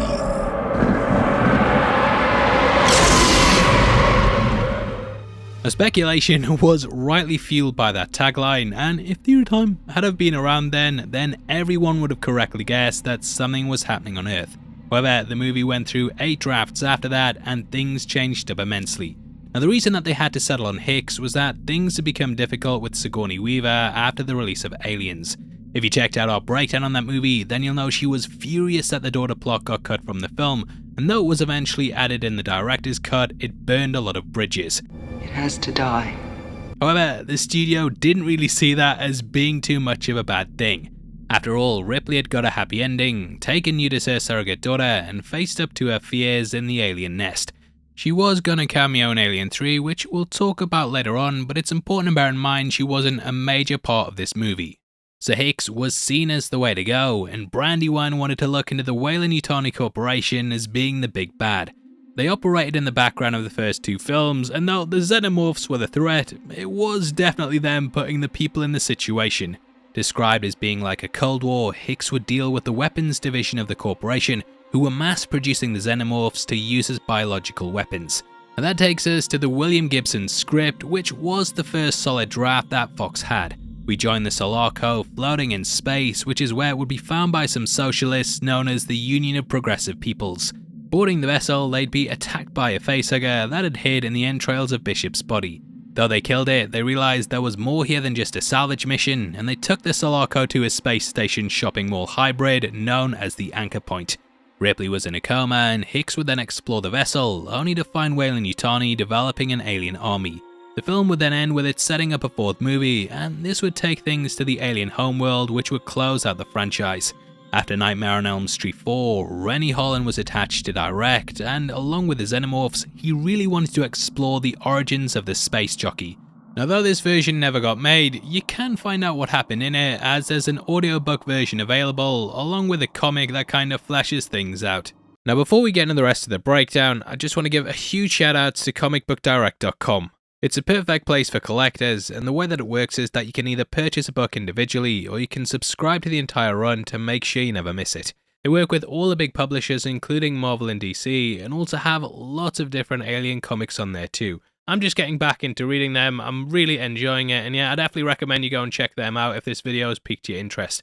Now if you use the link in the description below, you're also going to get 20% off, so definitely head over there right after this. Anyway, back into the video, where we'll get into the movie next after just wrapping up the William Gibson plan and also all the different versions. The screenplay had a big following on the internet, and when you read it, you can see that, this might have been better. However, the producers were dragging their feet and asking for constant rewrites, so things fell apart and Rennie Holland went off to go and do Die Hard 2. Now that takes us into the Eric Red version, which centered around special forces boarding the Sulaco to find everyone dead. From here things moved to a small US city, and we kinda got the plot of this in Aliens vs Predator 2. Given less than 2 months to do his draft, Red has completely disowned his script due to how rushed it was, and the Brandywines ended up rejecting it because of how far it strayed from their vision. In comes the next version, written by David Dwoy, who was putting it together in a vastly different world. Due to the Cold War now being over, the metaphors with Hicks were outdated, and thus he decided to change things up and set the film on a prison planet. This saw Weyland-Yutani carrying out human experiments with the facehuggers, and interestingly this later got picked up in Alien Resurrection. Now it was at this time that the problems with the absent Sigourney Weaver started to arise. Fox president Joe Roth thought that Ripley was the centerpiece of the series, and he championed her as being one of the only female action stars that we had in Hollywood. Sigourney was offered $4 million and also given a producer's credit, which is when things started to take shape. Now again, kinda need to talk about our last breakdown to explain what's going on here, but if you watch that then you'll know we brought up Sigourney's demands for that film. When being approached by aliens, she said she wanted no guns in the film, that she would die at the end of the movie, and that she would also have sex with the alien. As we know, this never happened, but now with that producing credit, she got to do 2 out of 3. Dwoy worked her into his script, but he stepped away from the project when he learned Fox were working behind his back with another writer. That's when the ball got rolling with the Navigator's Vincent Ward, who was invited to direct. The people in charge of Aliens had seen his movie, and they loved the tone of it, thinking that it would be perfect for what they were wanting to go for. Now in case you haven't seen it, it's initially set during the Black Death, and we watch as medieval villagers dig a hole in the ground that takes them to the 20th century. It's mixing medieval with the modern, which you can kind of feel when you watch the finished version of Alien 3. Ward didn't really like this script though, and instead he wanted Ripley to crash on a monastery-like satellite. Made mostly of wood, yes that's right, mostly of wood, the monks on this would have rejected all technology, and they saw Ripley crashing down as being like a fallen star. However, strange things started happening with the Xenomorph, and it was believed that she'd brought the devil with her, which led to her being put on trial. She's also pregnant with the alien queen in that version, and eventually decides to sacrifice herself in order to finally kill it. Fox wanted an alternate ending shot in which she lived, but Sigourney Weaver said she'd only do the film if she died at the end. Now though most of this was scrapped, there were elements brought across such as the almost all-male cast, the vow of celibacy, the pregnancy, and Ripley's death. Ward's version was seen to be more like an art film rather than something they could market though, and they brought up how stupid it was having a wooden planet in space. They wanted to turn the monks into prisoners and the planet into an oil refinery, and Ward eventually was fired after he refused to do this. Thus that leads into what we get, and though Ridley Scott was asked to direct, but reasons unknown, he ended up turning it down. Now, David Fincher was picked last minute, and though he's gone on to have a big career, he wasn't really known for much at the time. Primarily, he'd worked as a music video director and had done work for Aerosmith, the Rolling Stones, Billy Idol, and Paula Abdul. To the studio, they were getting the guy who made Madonna's Vogue, but we know from his sensibilities now that the guy doesn't do big popcorn movies.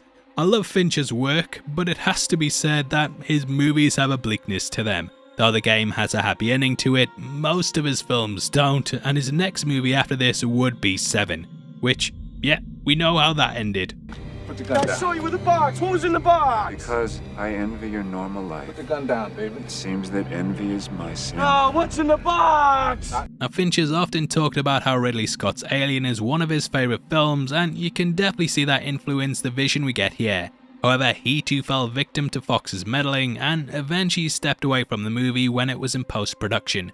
Shot for a year and edited for a year, Fox demanded reshoots to fix things, and he walked away from it after handing over an assembly cut. Though the special edition release of the movie says that it's a director's cut, it's important to bear in mind that Fincher never gave his approval, and he didn't ever go back to the movie to fix things up. The way I tend to remember the movie is through the assembly cut. I've repressed that theatrical one, and after going back to it for this review, I was shocked at how incoherent it is. Things fly by at breakneck speed without explanation, and the extra 30 minutes in the assembly cut really fleshes things out.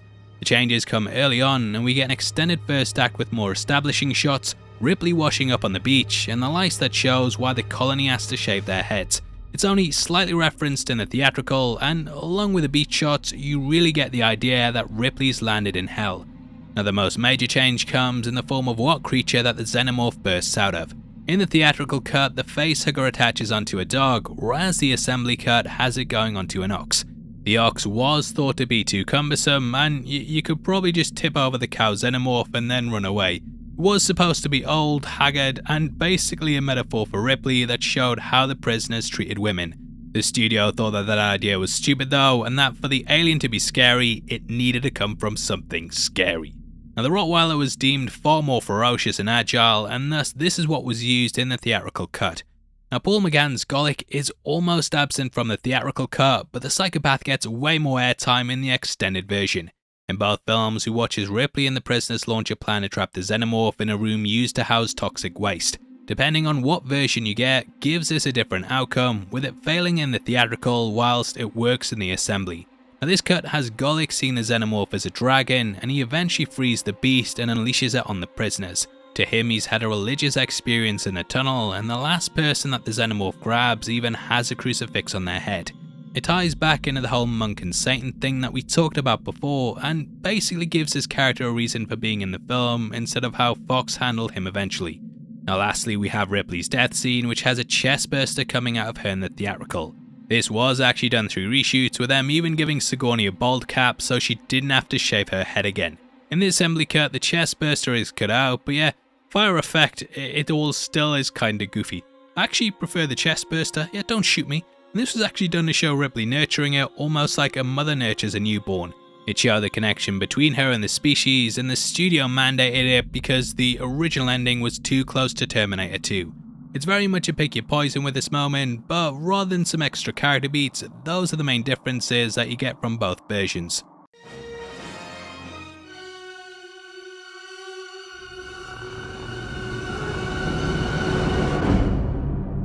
Now, the movie actually begins on a down note, or rather a good one, as they integrate the alien score into the 20th Century Fox fanfare.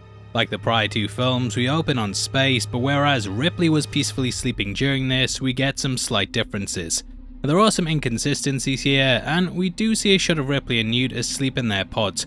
Not to be like, actually, but they couldn't actually get their hands on the ones from the end of Aliens, which had a slightly different shape to them. Thus, they had to use the hibernation pods from the first film, which I'm guessing you didn't notice, but the movies just set out to ruin everything about that prior film, so I don't care if I ruin it as well. Now as the names come in, we get cuts of what's happening on the Sulaco.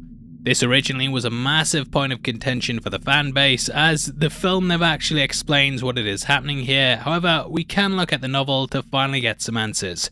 Written by Alan Dean Foster, he too clashed with the studio a bit, and he had to cobble together several different scripts in order to make the companion.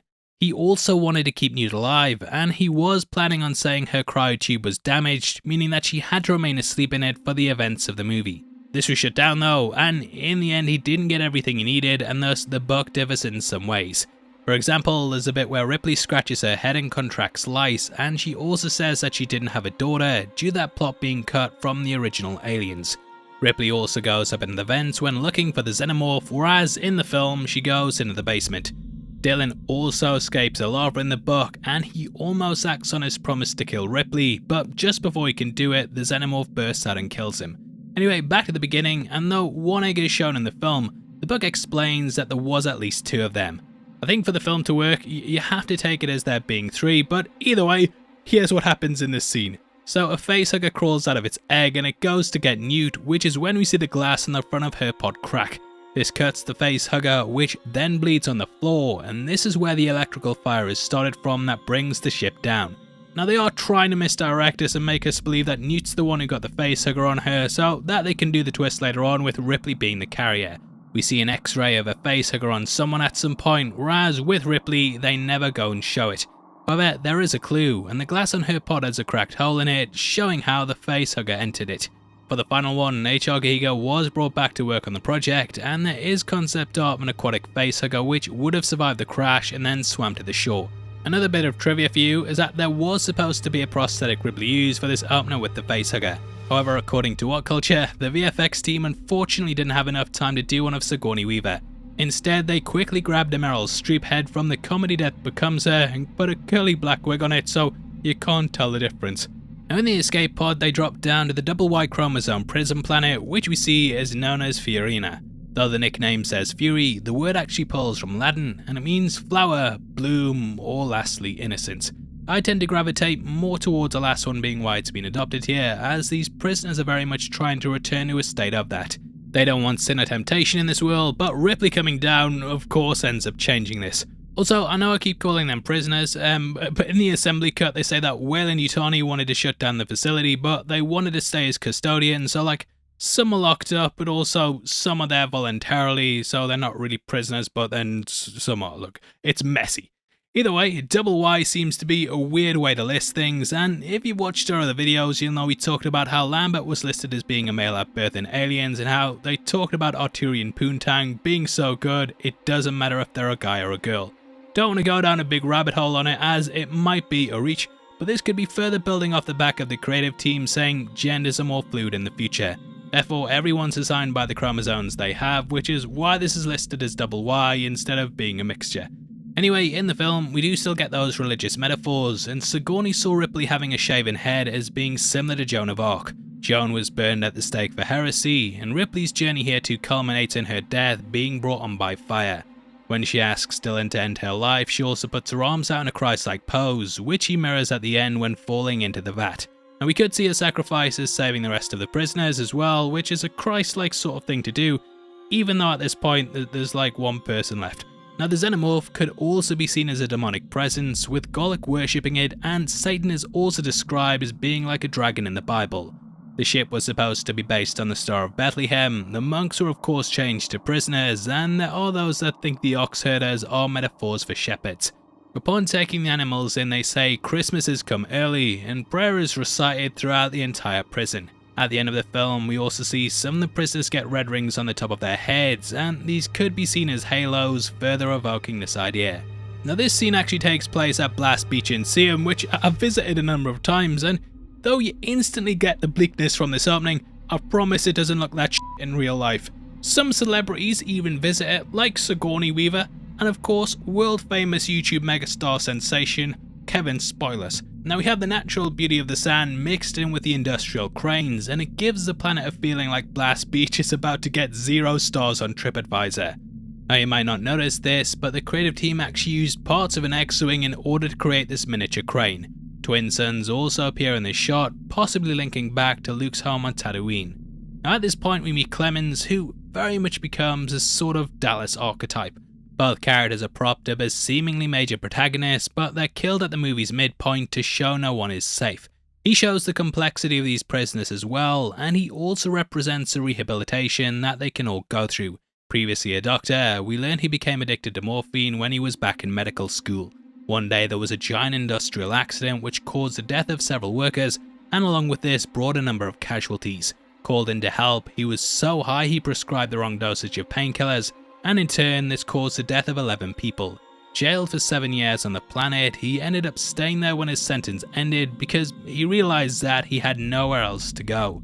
His medical license had been reduced to a Class 3C, which echoes how Ripley's license was downgraded in Aliens after the hearing. Now Ripley recognizes he's a prisoner because he has a barcode on the back of his head, which we see the inmates sporting early on in the film. This likely inspired Agent 47 in the Hitman series, and to me it being tattooed on shows the corporation now owns these people forever. Though they may leave the prison, they'll never actually be able to escape its confines, which adds to why Clemens probably decided to remain behind. He also represents how loose the structures of authorities are within the prison. When the warden is shown to us, he's surrounded by prisoners, but he's on the lower deck whilst a lot of them stand above him. This is to show that he isn't the one looking down on them, and we get the idea that there's this imbalance within the prison. We learn in the assembly cut that the prisoners could overthrow him at any time, and they even have an honor system in place when it comes to things like the axes and so on.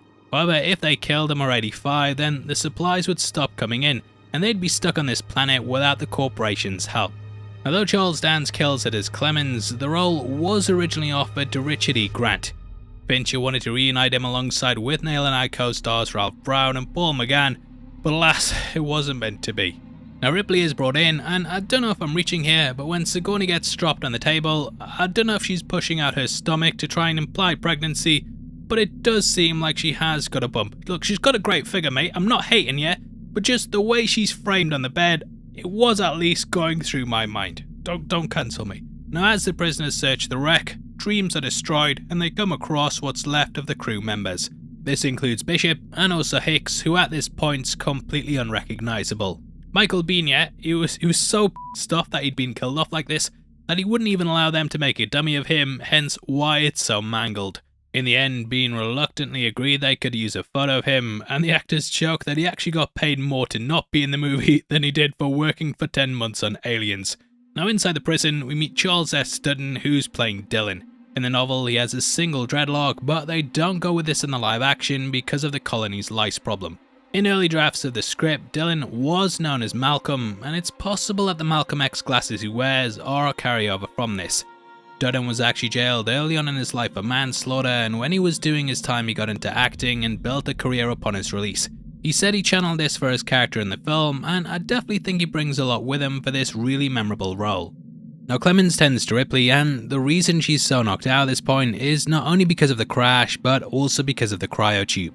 These were built to awaken their subjects slowly, but being thrown out of one means that half your body's asleep whilst the other part of it's awake. Leads to this sort of hangover feeling, but Ripley also does something subtle upon coming to. She starts to rub her neck, which is probably sore from the facehugger being down there to implant the embryo. Throughout the movie, this gets worse and worse, and it calls back to when she woke up from the nightmare on Aliens and grabbed her chest. Now at this point, Clemens tells her the bad news about Hicks and Newt.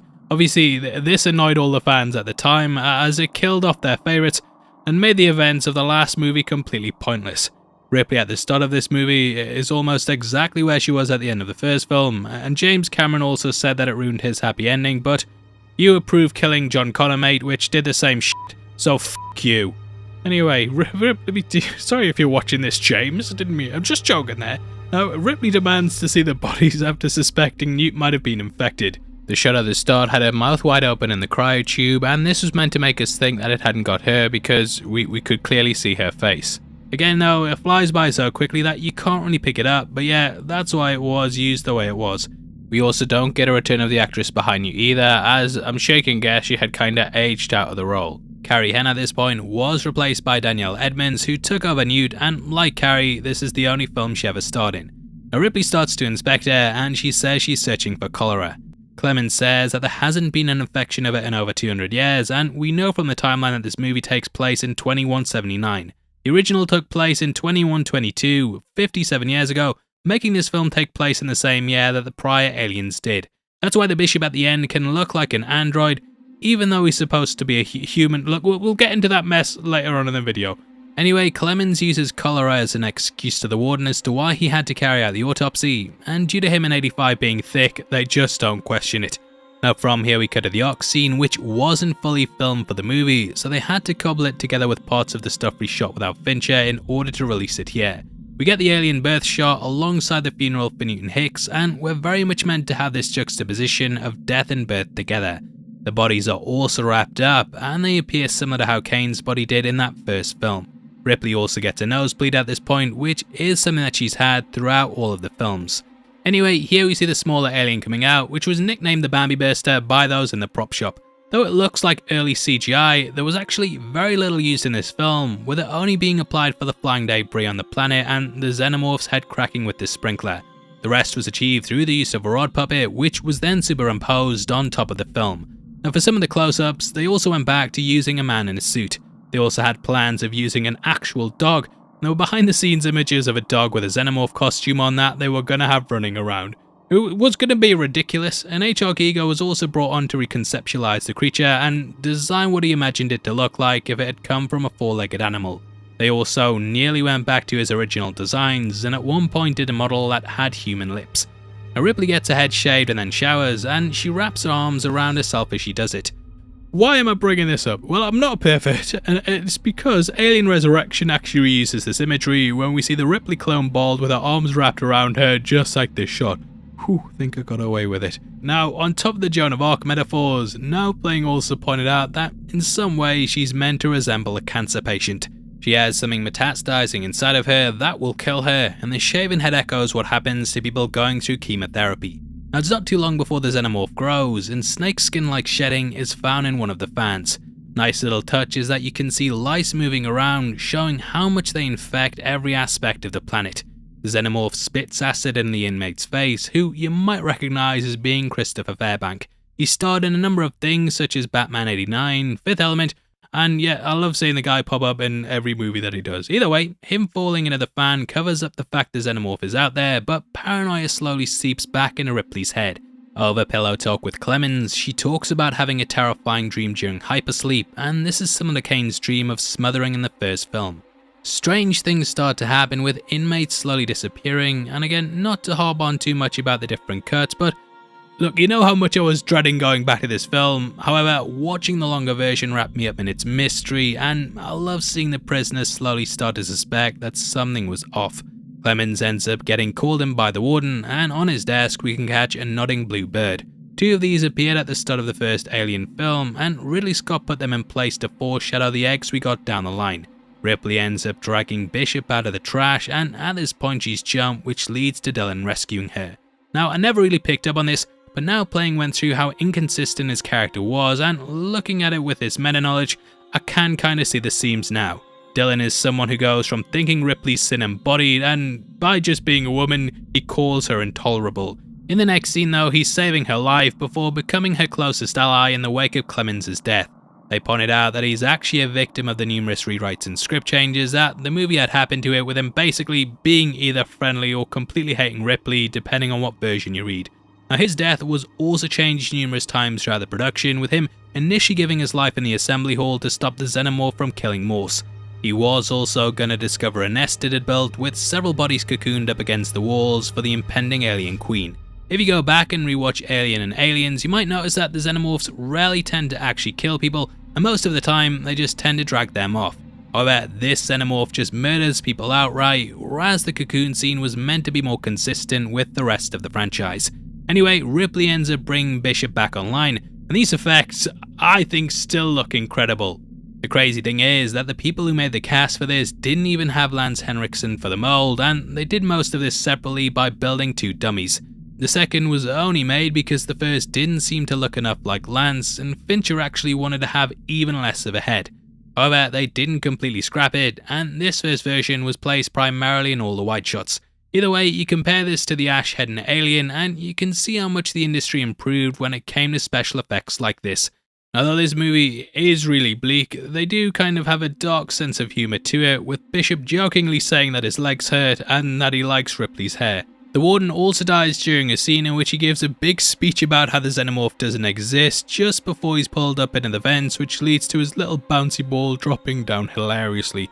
Watching the guy mop up his entrails and wordly looking up into the vents always cracks me up, and moments like this did start to win me round when I was doing this rewatch. Now what Fincher did brilliantly is that he balanced these moments out with some unforgettable horror. Unfortunately though, I think that the death of Clemens coming out of nowhere and the way it does initially made a lot of people start to turn on this movie. We went from having someone we'd seen Ripley buddy up to for the entire film, who had been given the majority of the character development and pretty much the entire spotlight outside of her. After his death, the Warden gets killed quickly after, and thus we're left with characters who've had little to no screen time, which kind of makes you stop caring about the group as a whole. Now I also think that the movie suffers from not having the distinct personalities in the crew that the first two films had. For example, every single side character in the team in both Alien and Aliens was standouts that I think you could pick out of a lineup. Here though, you've got about 20 generic clean-shaven skinheads that all dress the same and are roughly the same age. You don't really gravitate towards them like you did those in the other films, and the ones you get to know like Clemens are killed at the midpoint. So watching him being taken out just feels like a massive gut punch. However, it is impactful, and it's also followed up by one of the most iconic shots in cinema history. The Xenomorph up next to Ripley, something that will burn itself into your brain, and I can imagine it's one of the first things that come up if you Google the movie. You also probably get the film's iconic poster too, and we can see from the head of the small chest burster here that this is a queen, which is a nice little hint to what's inside of Ripley.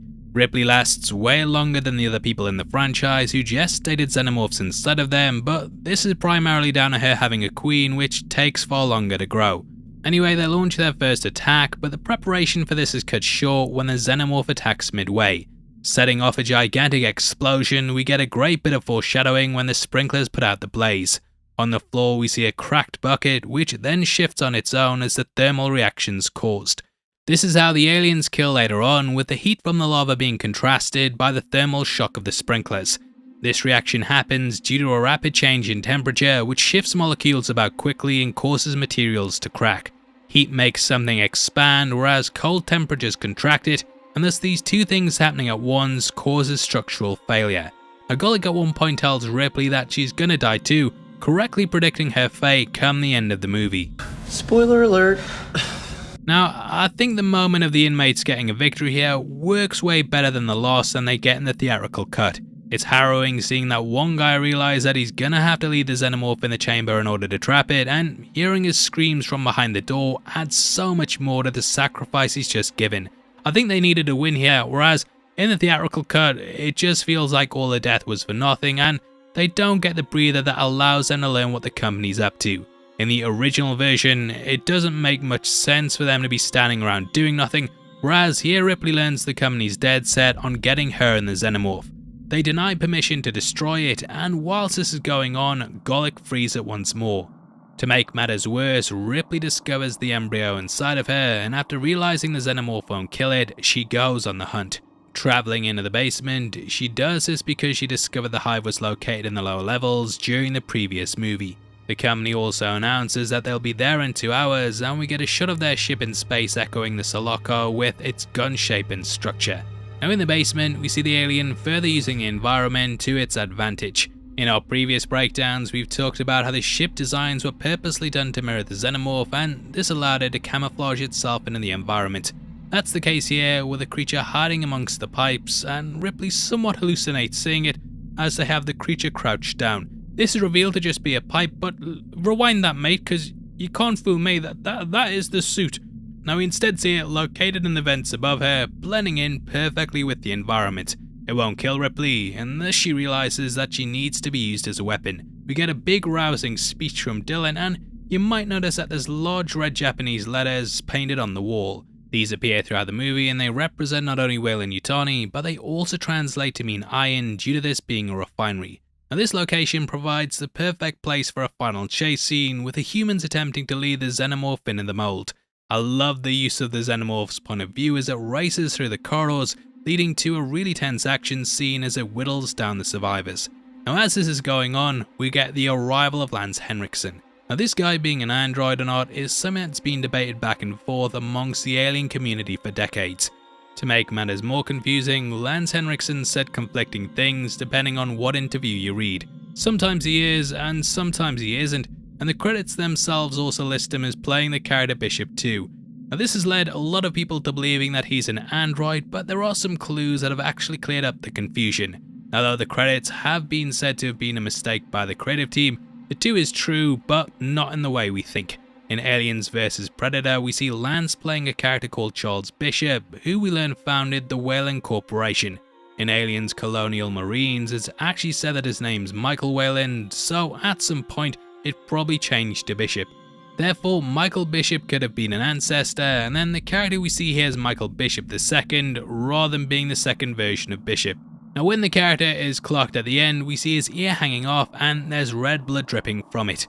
Though the ear is at an angle that I've never seen a human have before, it is important to bear in mind that there's red blood rather than the white fluid that we see dripping out of damaged androids. There's also the script which says Ripley looks over at him, and we get the description, no wires, no milk, real blood. Now in addition to this, Bishop here actually shows genuine emotion to Ripley, and upon being clocked over the head, he doesn't suffer from speech changes. In every other Alien movie, whenever an android's damaged like this, their voice becomes more digitized, which isn't the case here. Therefore, I think that this is a real man, and the reason his ear goes like this is because he has some cybernetic parts located within his head.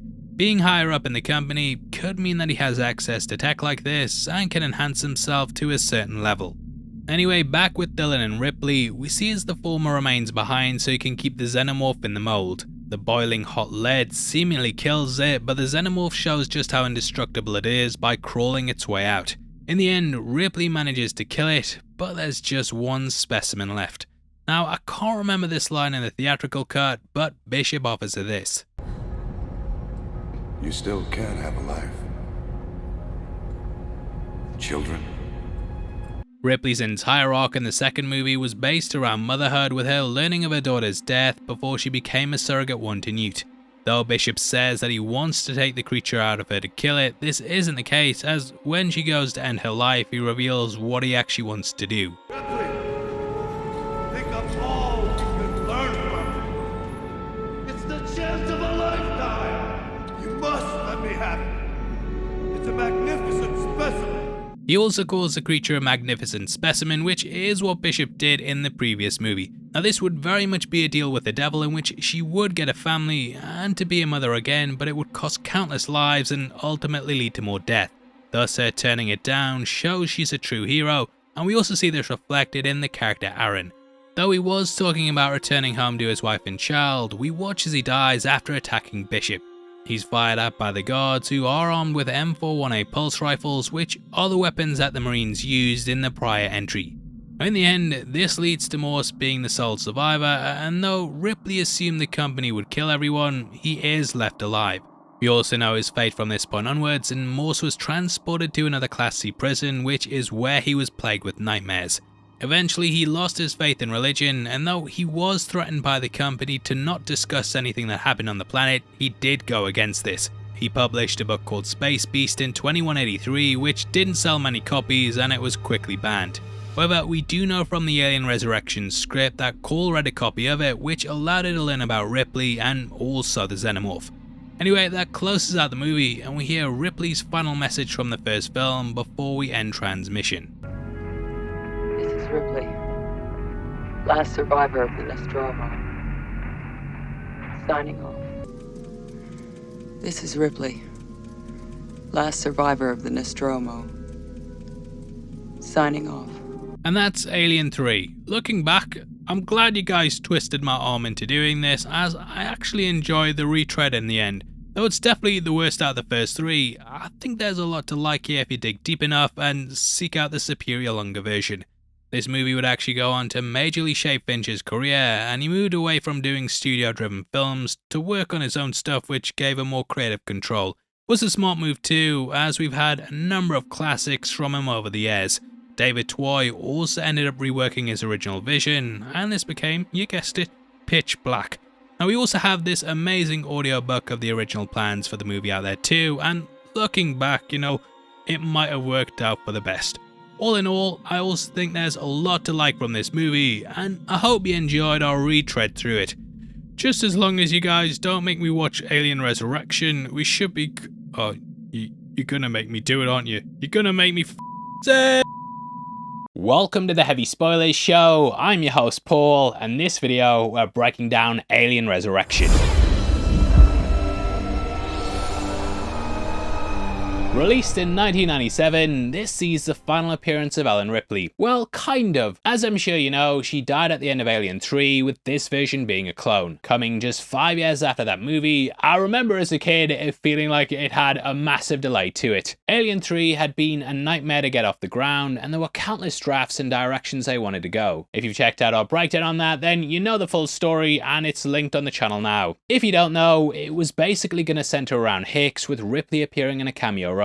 Things were obviously changed, but her death in part 3 meant they had to go in a new direction for a sequel. Or so they thought. Hiring Joss Whedon to write the film's script, they'd initially been impressed with his work on Buffy, that had a young, strong female character, which is the direction they wanted to go for the series. Initially, they wanted to clone Newt and have her be the film's protagonist. Alien 3 released just before Jurassic Park, and you can really see how that movie changed the industry. Genetics, cloning, CGI, they'd all been things that were massive talking points of that film. Just in the same way dinosaurs chase people around the park, Fox wanted aliens to chase people around the ship. This was a big thing at the time, with Deep Blue Sea doing something similar just 2 years later. And Newt was originally in the Ripley role, and they were gonna have the climax on Earth. This final battle would see the station reaching the planet and the xenomorphs finally arriving. However, after writing a 30-page treatment, the studio had a change of heart. Instead of Newt, they now wanted Ripley, with Weaver initially being hesitant. Weaver had gone back and forth with a franchise, and every film had been difficult to get her to sign on to. Around this time, Fox had been also floating around the idea of Aliens vs Predator. The Dark Horse comic released in 1989, with a SNES game coming out in 1993. The script for that was also in the works, but Sigourney Weaver thought it was absolutely terrible. She'd actually really pressed for Ripley to die in Alien 3, and this was so she wouldn't somehow get pulled into doing it. Now, having to integrate her was apparently a nightmare for Whedon, who had no idea how he was going to bring her back. Ripley was completely wiped out in part 3 with her diving into a giant vat of molten lead. No way are you getting her or the Queen out of that, which Whedon apparently butted heads with the studio over. In the end, they said, look, there was a doctor who took blood samples, and they just kind of brushed over exactly what happened. Whedon then worked through 5 drafts, with them all ending against a battle with the newborn. According to IMDb trivia, the first draft ended in a snow forest, with the second in a futuristic junkyard. The third was in the hospital, and the fourth in the desert, but Fox just keep telling him the movie would be too expensive. This is because Earth would have 2/3 of it covered in a giant orbiting shell made of metal that Cole would have to steer the ship around. This would then crash land on the planet, which would lead to a ton of VFX work. Ripley would then lead the newborn away, and she'd fight it at one of the locations. Cole would then arrive in a gigantic harvester, with the newborn being torn up in its grinders. At the junkyard, they also had a version where the creature bit into Cole and sucked her metallic blood into its stomach. Using a magnetic crane, they managed to attach to the creature due to the metal now laced throughout its body. It would then be dropped into a trash compactor before escaping all mangled, leading to Ripley stabbing it through the head with a spear. The budget just got way too big though, and thus they had to keep scaling down the ending. Even with these issues though, Weaver apparently loved Whedon's script and thought it painted out Ripley in a much deeper light. She loved how she had ambiguous loyalties, and you didn't quite know what side she was on. Getting paid $11 million, that didn't hurt either, and in comparison, that's actually the full cost of the very first Alien movie. So yeah, Weaver said they drove a dump truck of money up to her house, and the movie went into production. Now, in case you don't know, there's actually 2 versions of the film. Yay! Not only did I just have to watch 3 versions of Godfather 3, but I also needed to watch 2 versions of Alien Resurrection. Kill me! Kill me! Has to be said though that director Jean-Pierre Jeunet has said the theatrical cut's his version. He sees the special edition more like an extended cut, even though Fox constantly say it's a director's one. It's the same thing that happened with basically all these movies on the anthology. Ridley Scott said the theatrical cut was his, Cameron said he liked the extended one, but he's also said he's fine with what he put out originally. Fincher wasn't even involved in the director's cut, and yeah, when it comes to the box set, it is more of a marketing gimmick. I find these director's cuts always have more to unpack though, and this extended one brings a different opening and ending. It contains an extra 7 minutes of footage, though most of the movie is still exactly the same. However, the theatrical cut begins with a slow montage of close-ups of Ripley's clones. This is supposed to be a younger version of her, with Weaver giving the team photos of herself as a child to work with. Studying the growth of caterpillars into butterflies, they wanted the pods throughout the film to feel like they were cocoons. They also looked at the cryopods throughout the franchise and wanted to keep things in line with what had come before. Now the longer cut begins with a mouth that's clearly meant to resemble the xenomorphs. We then pull out to see that it's a bug, which is then squashed by a worker at the station. The CGI looks absolutely terrible, and my guess is that they cut it down to how bad it looked. Like, even in 1997, mate, Lara Croft's triangle tits were embarrassed by this.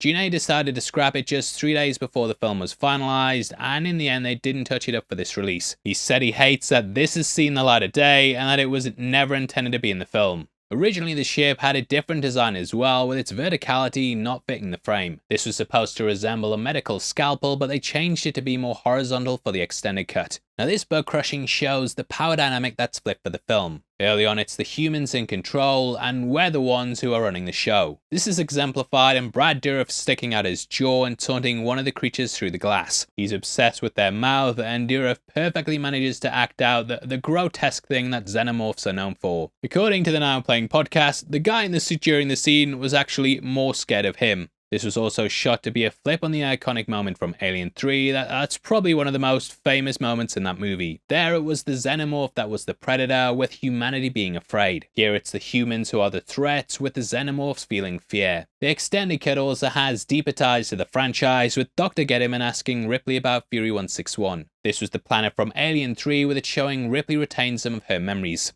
It's also revealed that this is where they got the blood samples from, with it being suspected Clemens got these when carrying out his tests. Further cemented in a nod to Newt, she gets shown a girl with blonde hair. Ripley smiles and then starts getting torn up, with her likely remembering her fate. It's possible that this is also a nod to her daughter Amanda, who was a lot of the driving force for how Ripley was with Newt. Amanda had brown hair and was explored in Alien Isolation, but yeah, these character details helped to flesh her out. We also discover that Weyland-Yutani was eventually bought out by Walmart. Bought out by Walmart. That's that classic Joss Whedon humor. Ripley's tell the company has changed, but she says it won't make a difference. This echoes Newt's sentiments in Aliens when Ripley says the Marines will protect her. Well, it won't make any difference. You're still gonna die. It won't make any difference. On top of that, we also get that alternate ending. The original has the crew arriving in Earth's atmosphere and looking down at the land. Cole asks Ripley what she wants to do, and she says she doesn't know as she's a stranger there herself. The alternate cut has them making it to the planet where we see the world's in ruins. This included a shot of the Eiffel Tower, which is now toppled over. The director is of course French, so we had this as a little nod to his home country. We then get that line about being a stranger, but also have a bit more of a tease about Ripley's fate. Cole says the army will be there soon, and they'll likely have questions. However, she suggests that someone could get lost there, and that they have a chance to fade into the landscape. So that's kind of all the changes, and after our opening shot, we pull out to see the Auriga. Named after the constellation, this has roots in mythology. There, Auriga is said to show what happened to the son of Helios. Named Pathon, according to the legends, he tricked his dad into letting him ride his chariot. He then crashed, which burned and scorched the earth. This of course foreshadows the fate of the vessel as it goes to return home. In the end, it burns through the atmosphere and explodes on the planet, which kinda highlights how it ties in with the myth. Either way, from here we cut to Ripley in her chamber, and here... My mommy always said there were no monsters. No real ones. But there are. Which is a direct callback to this line from Aliens. There were no monsters, no real ones, but there are.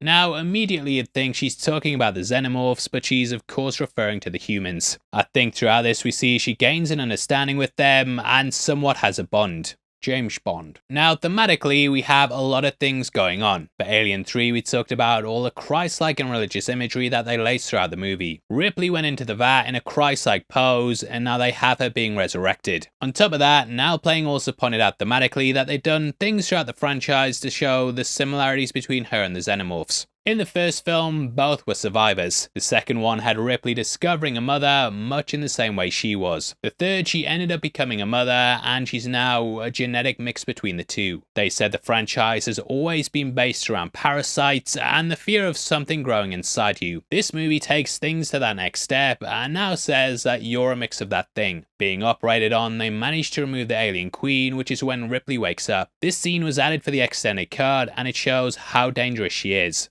We then get a scene of her waking in a sack, with awakenings and birth being laced throughout the franchise. The pods in the first film are almost egg-like themselves, with this being the womb in their ship overseen by Mother. Here though, the sack is more web-like, indicating that Ripley's something else. The alien queen especially had a spider-like design, with this being brought across here. In the script, the newborn was also initially envisioned as being like a spider. There it's described as an eyeless creature with 6 legs at the back and 2 arms at the front. It was also going to possess mandibles and immobilize its prey similar to a spider. The mandibles would wrap around someone's head, and the inner mouth would come out and then drain its victims. In the book, Jonah has a phobia of spiders, and he's terrified of the xenomorphs. This is why he ends up shooting that one later on when he climbs up the ladder, but it doesn't really make that much sense in the movie. Either way, she notices a tattoo that says A, revealing there were other clones. We will talk about this later on, but it foreshadows a big scene we get later on in the movie. From the off though, Ripley's violent and vicious, with her struggling to recapture her humanity. However, it does get a bit Whedon-y, with her saying, "Fuck," instead of fork. It's not Joss Whedon writing. After getting a tour of the ship, we then see the Queen in most of her glory. Now I say that because Fox wisely destroyed most of the stuff from the Aliens movie, but they managed to find this alien queen in the scrap. So they reused that, and I have to say, as divisive as this movie is, the creature design's really solid. Not you, newborn. The xenomorphs look great though, and it's a big step up from the puppets and stuff they had just 5 years earlier. The book and script also had additional lines that explain why the queen's reproductive cycle changed. At first everything was normal. The queen laid her eggs, but then she started to change. She added a second cycle, so... Now, originally, Dr. Wren tampered with her genetic code to stop her laying hundreds of eggs. The ship wouldn't have capacity for this, and it would make the situation infinitely more dangerous. They try to change this, but the book says, the beast doesn't trade. It then just added a different cycle that allowed it to create the newborn. It took the birthing cycles of a human from Ripley, much in the same way the xenomorphs adapt certain traits of their hosts. So that explains it, and from here we cut to Ripley eating food and warning of the cycle that's about to begin. We get a wide shot and see televisions and lights built into the wall and hanging from the ceiling. Now, this entire set was created in a way so that the lights for the scenes were built into the environment. This is so they didn't have to have studio lights hanging down and can do wider shots to show off the location. It makes the ship feel more authentic and adds a layer to the realism. Now from here we cut to the Betty and get a shot from inside the cockpit. The way it approaches, I feel, is something they later referenced in the opening scene of Dead Space. Now the Betty was sort of designed with the same mind as being akin to the Millennium Falcon. Described as a kit bash, this would be like you took several modelling kits and then put them all together. According to IMDb trivia, the hull would be a Fairchild Republic A-10 Thunderbolt II. This had then been modified with other chambers, and the cockpit then being altered. Overall, they wanted it to look like a jackhammer, which would play up its blue-collar nature. Overall, I feel like the paint job on it is also akin to the colour of the facehuggers, which we can see in the models of the ship. Now Fox, yeah, they knew the Alien movies had killed it abroad, and they went with a lot of European people for the cast and crew. Junet went with a lot of people he'd worked with before, including Dominique Pignon from the movie Delicatessen. Dominique Pignon, I should have said. Junet directed it along with longtime collaborator Mark Caro, who he'd worked with on several other films. However, this project had them deciding not to work together, with Caro not really wanting to work in Hollywood. Junet saw it like directing a commercial, and he said he gave the studio the movie they wanted. Whedon has come out though and said they didn't do what he wanted, and yeah, there's lots of drama that we'll talk about later on. I think it's fine, mate, and honestly, I think there's a strong set of side characters. The Alien franchise has always had a good set of them though, with the first 2 movies especially being really solid. Part 3 is just like, well, I don't know, it's all bald dudes who act pretty similar, so this cast is 3rd place by default. However, I think that's a bit unfair, as it would be a very strong cast if the rest of the franchise wasn't as top tier as it is. Whedon, of course, also made Firefly, which went on to Serenity, and you can definitely see his archetypes here. Now, Winona Ryder was massive at the time, and I think people forget just how hot she was. She's so hot right then. Now, she obviously had a big shoplifting scandal that led to her arrest in 2001. She also took a hiatus for a couple of years, and it's only really the last 7 or 8 years that she's came back into the limelight. Ryder was seen as someone with a timeless feel to her who could do both period pieces and futuristic sci-fi. Though it's never been confirmed though, I do feel like she was going to be someone who would carry the rest of the franchise. We will talk later on about what happened to her and Ripley after the film, which is told to us in the book Original Sin. Either way, we get a tour of the ship and at one point see a video game titled Atom Zone. This was developed by Argonaut Games, who also worked on the tie-in game for the movie. This box was created in just a couple of days, with them throwing it together with pieces from the ship. We also see a lot of foreshadowing with Christie's wrist guns, which were designed to be reminiscent of Travis Bickle's ones in Taxi Driver. From here we go on to see Jonna showing that Vrees can't feel a thing in his legs by dropping a knife into them. Cole snapping this creates some tension with him, and yeah, I like this setting up the characters. Originally, we were also going to have an assassin named Sanju, with Jet Li being in talks to play the character. He'd be a martial artist who was quick with a blade. However, they ended up excising the character after realizing they probably had too many. I did wonder if pieces of this were then adapted into Predators, as we have a sort of similar character there. Going on board, we see they're smuggling weapons in, with Jonna's canteen turning into one later. Jesus Christ, Jonner, what do you put in this shit? Battery acid? Just for color. It shows how ragtag they are, but also highlights why they're so helpless against the xenomorphs. They don't have all the weapons they'd want, and it's also explained to us that they don't allow weapons in case a bullet puts a hole in the hull. As they say, this will suck them into space, which sets up the death of the newborn later on. Originally they wanted to kill Lambert this way in Alien, but an effect like that in the 70s would have eaten up the budget. A death for this was then scripted for Alien 3, but with it all being set on a planet, it didn't make sense. Now, they were planning to have an unnamed soldier die through this in the film, and the effects team worked on it for several weeks. However, upon showing the test footage, Jean-Pierre thought it was way too cool of a death for such a small character. So they retooled things and gave it to the newborn, with it building off the back of the big bad getting sucked into space that we've seen in Alien and Aliens. Anyway, Frank meets with the general, and we hear that they're basically trafficking humans. We see money being handed over, and this contains the face of producer Bill Badolato. Also, later on, we see this guy has the hairiest shoulders I've ever seen. Like, I'm not even mad. That's impressive, mate. I also love how they have a little block of whiskey, which we can see by the label. This is then lasered into liquid form, and just these little touches, they add so much to the world. Now we also hear how Cole is a bit suspicious of what's going on with their cargo, as it's all being kept cloak and dagger. Throughout the film we get shots of the ship in space near a planet, and know from the promotional material that this is Pluto. Not a planet, but you know what I mean. This again adds to the secrecy of the project, as Pluto is of course the furthest planet. Well, it's not a planet anymore, it's a thing in space. I don't even know anymore, I was lied to at school. Leave your comments below. Have they made planets woke now by removing Pluto? Now, we know from the backstory with Cole exactly what happened with her. During the decline of the android industry, we had second generation ones that created a singularity. These androids built and made other androids, with these being called Autons that then started rebelling against humans. You're an Auton. Most of them were massacred, but Cole managed to get out and hide. Since then, she's been on a quest to save humanity. Cole then learned about the xenomorphs from the book Space Beast, which was created by Morse from Alien 3. She discovered the Auriga had plans to create more xenomorphs and then infiltrate the crew of the Betty. Anyway, Frank asks for a couple of nights aboard the ship, and they're given strict instructions to not cause trouble. We then see as the human cargo is brought in and get the horrifying scene with people suspended above their eggs. As much as I think this movie gets dogged on, I do think it's got really memorable moments like this. Even the scientists struggle with what's happening, as they know it's a horrible fate. Except for this guy who's kind of smirking away. Now these guys in the chambers, yeah, they're going to need some new clothes, and they might want to check out our merch store right below the video. We've actually just launched a new alien-inspired chestburster t-shirt that I'm sure these people would look back on and laugh at. They love it, you'll love it as well, mate, and it all goes towards helping videos like this get made. If you're in the mood for some classic films as well, then you should also check out our partners at Arrow Video. They've got tons of 4K films on there like Silence of the Lambs, The Chronicles of Riddick, RoboCop, and more. Get 10% off using the code HEAVYSpoilers and clicking my link below. 10% off with the code HEAVYSpoilers and clicking my link below. Now from here we get to probably the most legendary bit of trivia from this entire film. We see Ripley taunting Jono with a basketball, and her completely embarrassing the character in the team. As she walks off, she then throws a basketball over her head, which leads to it going directly in the net. Although it seems like this could be a special effect, it's something that happened for real. I wasn't even thinking get it in because I was so sort of demoralized this one. And, you know, nothing but net. Just swish.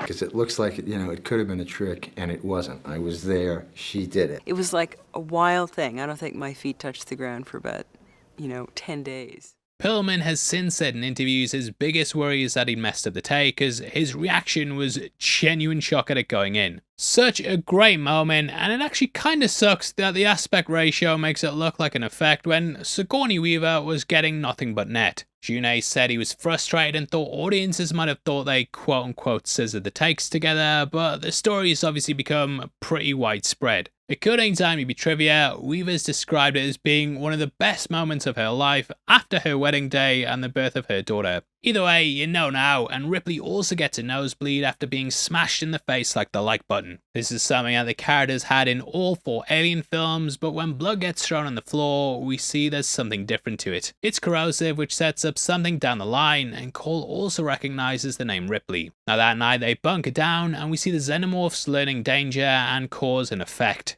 They use human deduction and problem solving later on, which shows that they're evolving. Again, this is something that kind of became a trend at the time, with monster movies having to step it up in order to not become stale. Again, it's something we saw in Deep Blue Sea, and it takes the creatures to being more than just monsters. Anyway, after feigning being drunk, Cole infiltrates Ripley's cell to kill her. However, after realizing the Queen's been removed, she sees there's no point. There's a bit of a tete-a-tete, and Cole's sent outside after Ripley tells her they're aware that she's there. Captured and taken to the crew, the group's then labelled terrorists and told they could be executed along with Cole. So they break out the big guns, which leads to a scene to show how resourceful they are. They ricochet bullets, and this was originally an unused idea from Jean-Pierre's film The City of Lost Children. This helps them to capture the bad guy scientist, and we also get to meet Vincent.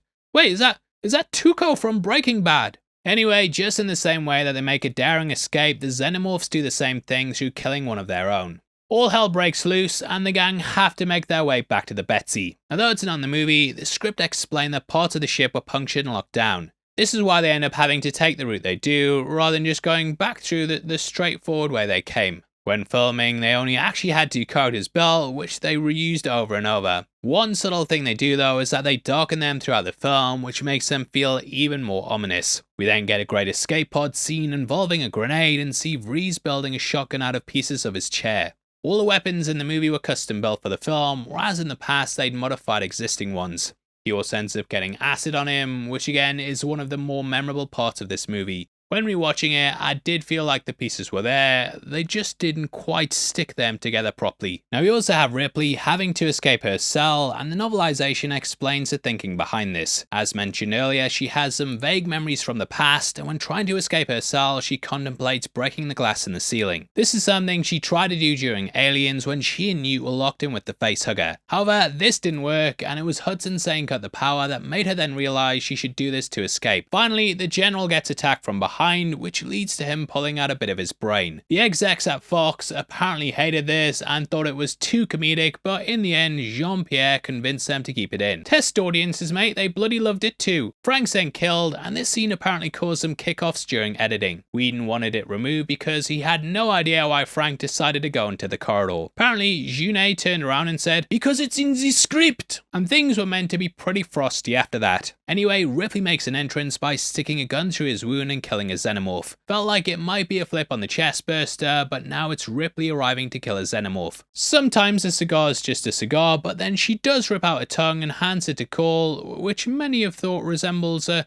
let's say, a woman's toy. Trying to keep monetized here. This is primarily brought up in videos touching upon the sexual tension between Cole and Ripley, with this moment being the thing that most hang that analysis on. Not gonna poo-poo other people's theories, because we thought Mephisto was gonna be in WandaVision, but yeah, there might be something there if you want to dive into it. Cole then says they can't trust her, to which Christy replies, "I don't trust anyone." This was an intentional nod to Alien, in which Dallas and Ripley argue about bringing Kane back on board the ship. Ripley says to Dallas she doesn't trust Ash, to which Dallas replies, implies he doesn't trust anyone. Either way, they come across Freeze, who says, "Who are you expecting? Santa Claus?" This is a nod to the Lost City of Children, which also contained this line. Coming across the clone room, we see them in tanks similar to how the facehuggers were portrayed in Aliens. This time though, it's Ripley who's the clone, with these being ghastly abominations. Again, it's a really memorable scene, with the 7th iteration being left alive. She says, "Kill me," which is a line that appeared in the franchise before. In the deleted scene from Alien, we saw Ripley coming across Dallas, who asks her to do it. There's also the soldier strung up on the wall in Aliens, with it being a harrowing way to live. Wish someone killed me before this breakdown. Now, this is sort of a repurposed scene from an unproduced script of Alien 3. There were 2 iterations with failed xenomorph clones kept in tanks, which the main character ended up burning. However, we get the emotional aspect added here, with it being Ripley destroying herself, and this is the scene that Weaver said made her sign on. Anyway, we learn that they've got 3 hours until the ship returns to Earth and they start their mad dash across the station. This includes running into Larry Purvis, played by Leland Orser. He's basically the guy in a zombie movie who's been bit and he's got a chest burster living inside of him. It adds more insult to injury though, because we know that the people he's with are the people that dropped him off here. They don't really touch upon that much, but in the end they decide to take him so they can freeze him on the ship and remove it through the medical equipment there. It's a bold strategy, Cotton. Let's see if it pays off for him. This line wasn't actually in the theatrical cut, so it just seems like they decided to take him along for no reason. Now next we go to the longest scene on the disc, with the group having to swim through the ship. Filmed on the Fox lot, an especially constructed soundstage, this took almost a week just to fill with water. However, the liquid was seen as being too clear, and thus they added milk to murky it. The cast then trained for 4 weeks, with it taking an additional 3 to shoot the scene. If you've watched our Abyss breakdown, then you'll know underwater scenes can be a nightmare, and this wasn't any different. Perlman apparently knocked himself out when filming, as apparently swam to the surface, knocked himself out in a sprinkler, and then had to be rescued. Ryder almost drowned at the age of 12, and since then she hadn't been in the water. She would rather they used a body double, but they said it would be too obvious. So she filmed the scene in the end, but suffered from an anxiety attack on the first day. Each actor was assigned a diver as well, with them all having backup oxygen tanks. However, Leyland also left to go to the toilet and also ended up running out of breath. He was saved by another diver, but it was apparently a very close call. There was also people weighing in it all the time. It was completely closed overhead, and yeah, just a nightmare to film. Apparently they couldn't see their hand in front of their face, and they were just swimming around for ages, hoping that a diver would come down and rescue them. So yeah, not nice, but in the end though, I think it comes out alright, with it being another one of those memorable scenes in the movie. There's clear allusions to Jaws as well, even in the music stings and the xenomorphs grabbing people's legs. Just when they're escaping, they also realise there's eggs surrounding the surface, and we then get a great facehugger attack. Guessing this had an oxygen tank on it, but I can't find anywhere that specifies that. So it's a theory. The xenomorphs are still swimming towards them though, and you've got this really high pressure scene with threats on all sides. Christie then has to bounce grenades, and the chase then continues up a ladder. We have Reese hanging on Christie's back, the scientist seemingly killing Carl, and then Jonna hanging upside down and shooting at the xenomorph. I think I might actually like this movie, you know, but when all seems lost, Call of course arrives to save the day, revealing she's an android. So you have the 2 main characters that seem human on the surface, but secretly they're hiding something. Going to the chapel, Call ends up tapping into the mainframe, with there being clear religious imagery. The computer itself is also called Father, which is of course a name often used for God. Beyond that though, the computer in Alien was called Mother, so it's a flip on that. Father! Father's dead, asshole. If we're continuing with the religious metaphors now, we could also be talking about how humans have destroyed God. This is because they're able to make clones like Ripley and also synthetic people like Cole. The title is of course Resurrection, and we have these 2 characters returning from the dead. Kill you! Does that compute? Now, does that compute is also a nod to the first Alien, as Mother would often reply by saying does not compute. Cole is then told to crash the ship into Earth because they've burned too much fuel to change direction or divert. Being an android that's interested in saving humanity, they have her saying she'll select a body of water rather than land. But that might not happen. We also learn that she's accessed the government's dirty little secrets, and we'll talk about what this would have set up down the line. Ripley is then pulled through the floor in classic Alien fashion, and we see she's absorbed into the nest. Making it back to the ship, the group are then confronted by the scientist, which is when Larry's shot and he goes into labour. It's weird describing it like that, but we get an excellent shot where we travel down his throat and see the chest burster inside his ribcage. The majority of this was done for real as well, with them placing a camera down Ursa's throat. They then pulled this out and reversed the footage in order to create the effect. Anyway, the newborn is birthed, and this gigantic animatronic continues the legacy of practical creatures that the series is known for. Having to be operated by a crane and 9 puppeteers, it completely dwarfed everything on the set. Now originally they wanted to give it Sigourney Weaver's face, but they thought it might be a bit too similar to Cell from Species. They also gave it both male and female genitals, which it had as part of the puppet. However, in post-production, Sigourney admitted it might be a bit too much even for a Frenchman, and after some pushback from the studio, they were all digitally removed. You might notice as well that when the creature first comes over to Ripley, that she doesn't really make eye contact with it. This is something she learned when making Gorillas in the Mist, and used the rules from that of not making eye contact with dangerous predators. Anyway, after it kills the Queen, Ripley makes a mad dash to the ship, and doing a big leap, she gets back on board the Betty. However, they have a stowaway in the back with the newborn having snuck aboard the ship. It chases Cole throughout and kills my guy Tuco, which leads to Ripley going there to take it down. Got this weird thing where it kind of comforts and looks after Cole, and it has big black eyes that make it seem cute, I'm gonna admit. I think the caring instincts is something that seems to have gone into influence Barbarian, which is also probably one of my favourite horrors. I'm not saying that this is though. Either way, Ripley uses her acidic blood to disintegrate the ship's glass, which leads to the newborn being sucked out into space. Not sure if we can show it, but the body was made out of plaster, with it being assembled through various pieces. Wire was then attached to each one of these, which was then pulled out one by one to give the impression it was being ripped apart. The Riga then impacts the Earth, and hey, doesn't look like a body of water that love. Killed like 500 million people there, Cole.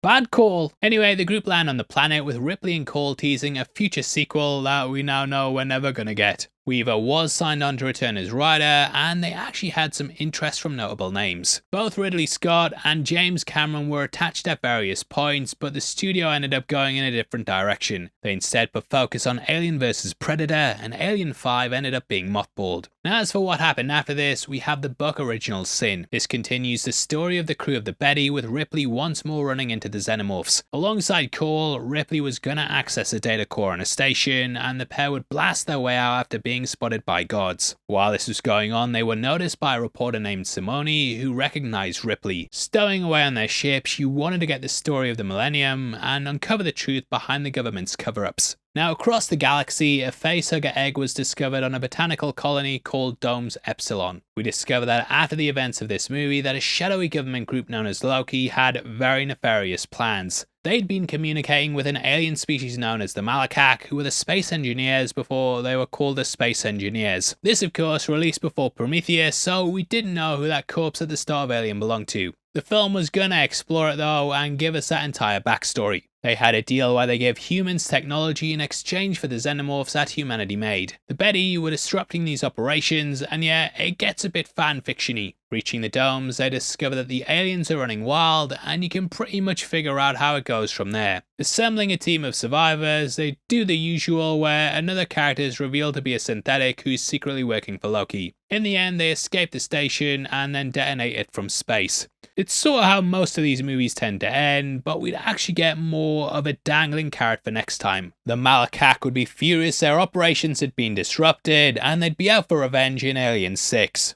Honestly, probably a good idea we didn't get that movie, and this film obviously wasn't well received at the time. Going back through it, I know I've ripped it a bit, but you know what? I think it's alright. Definitely enjoyed it more than Alien 3 this watch through.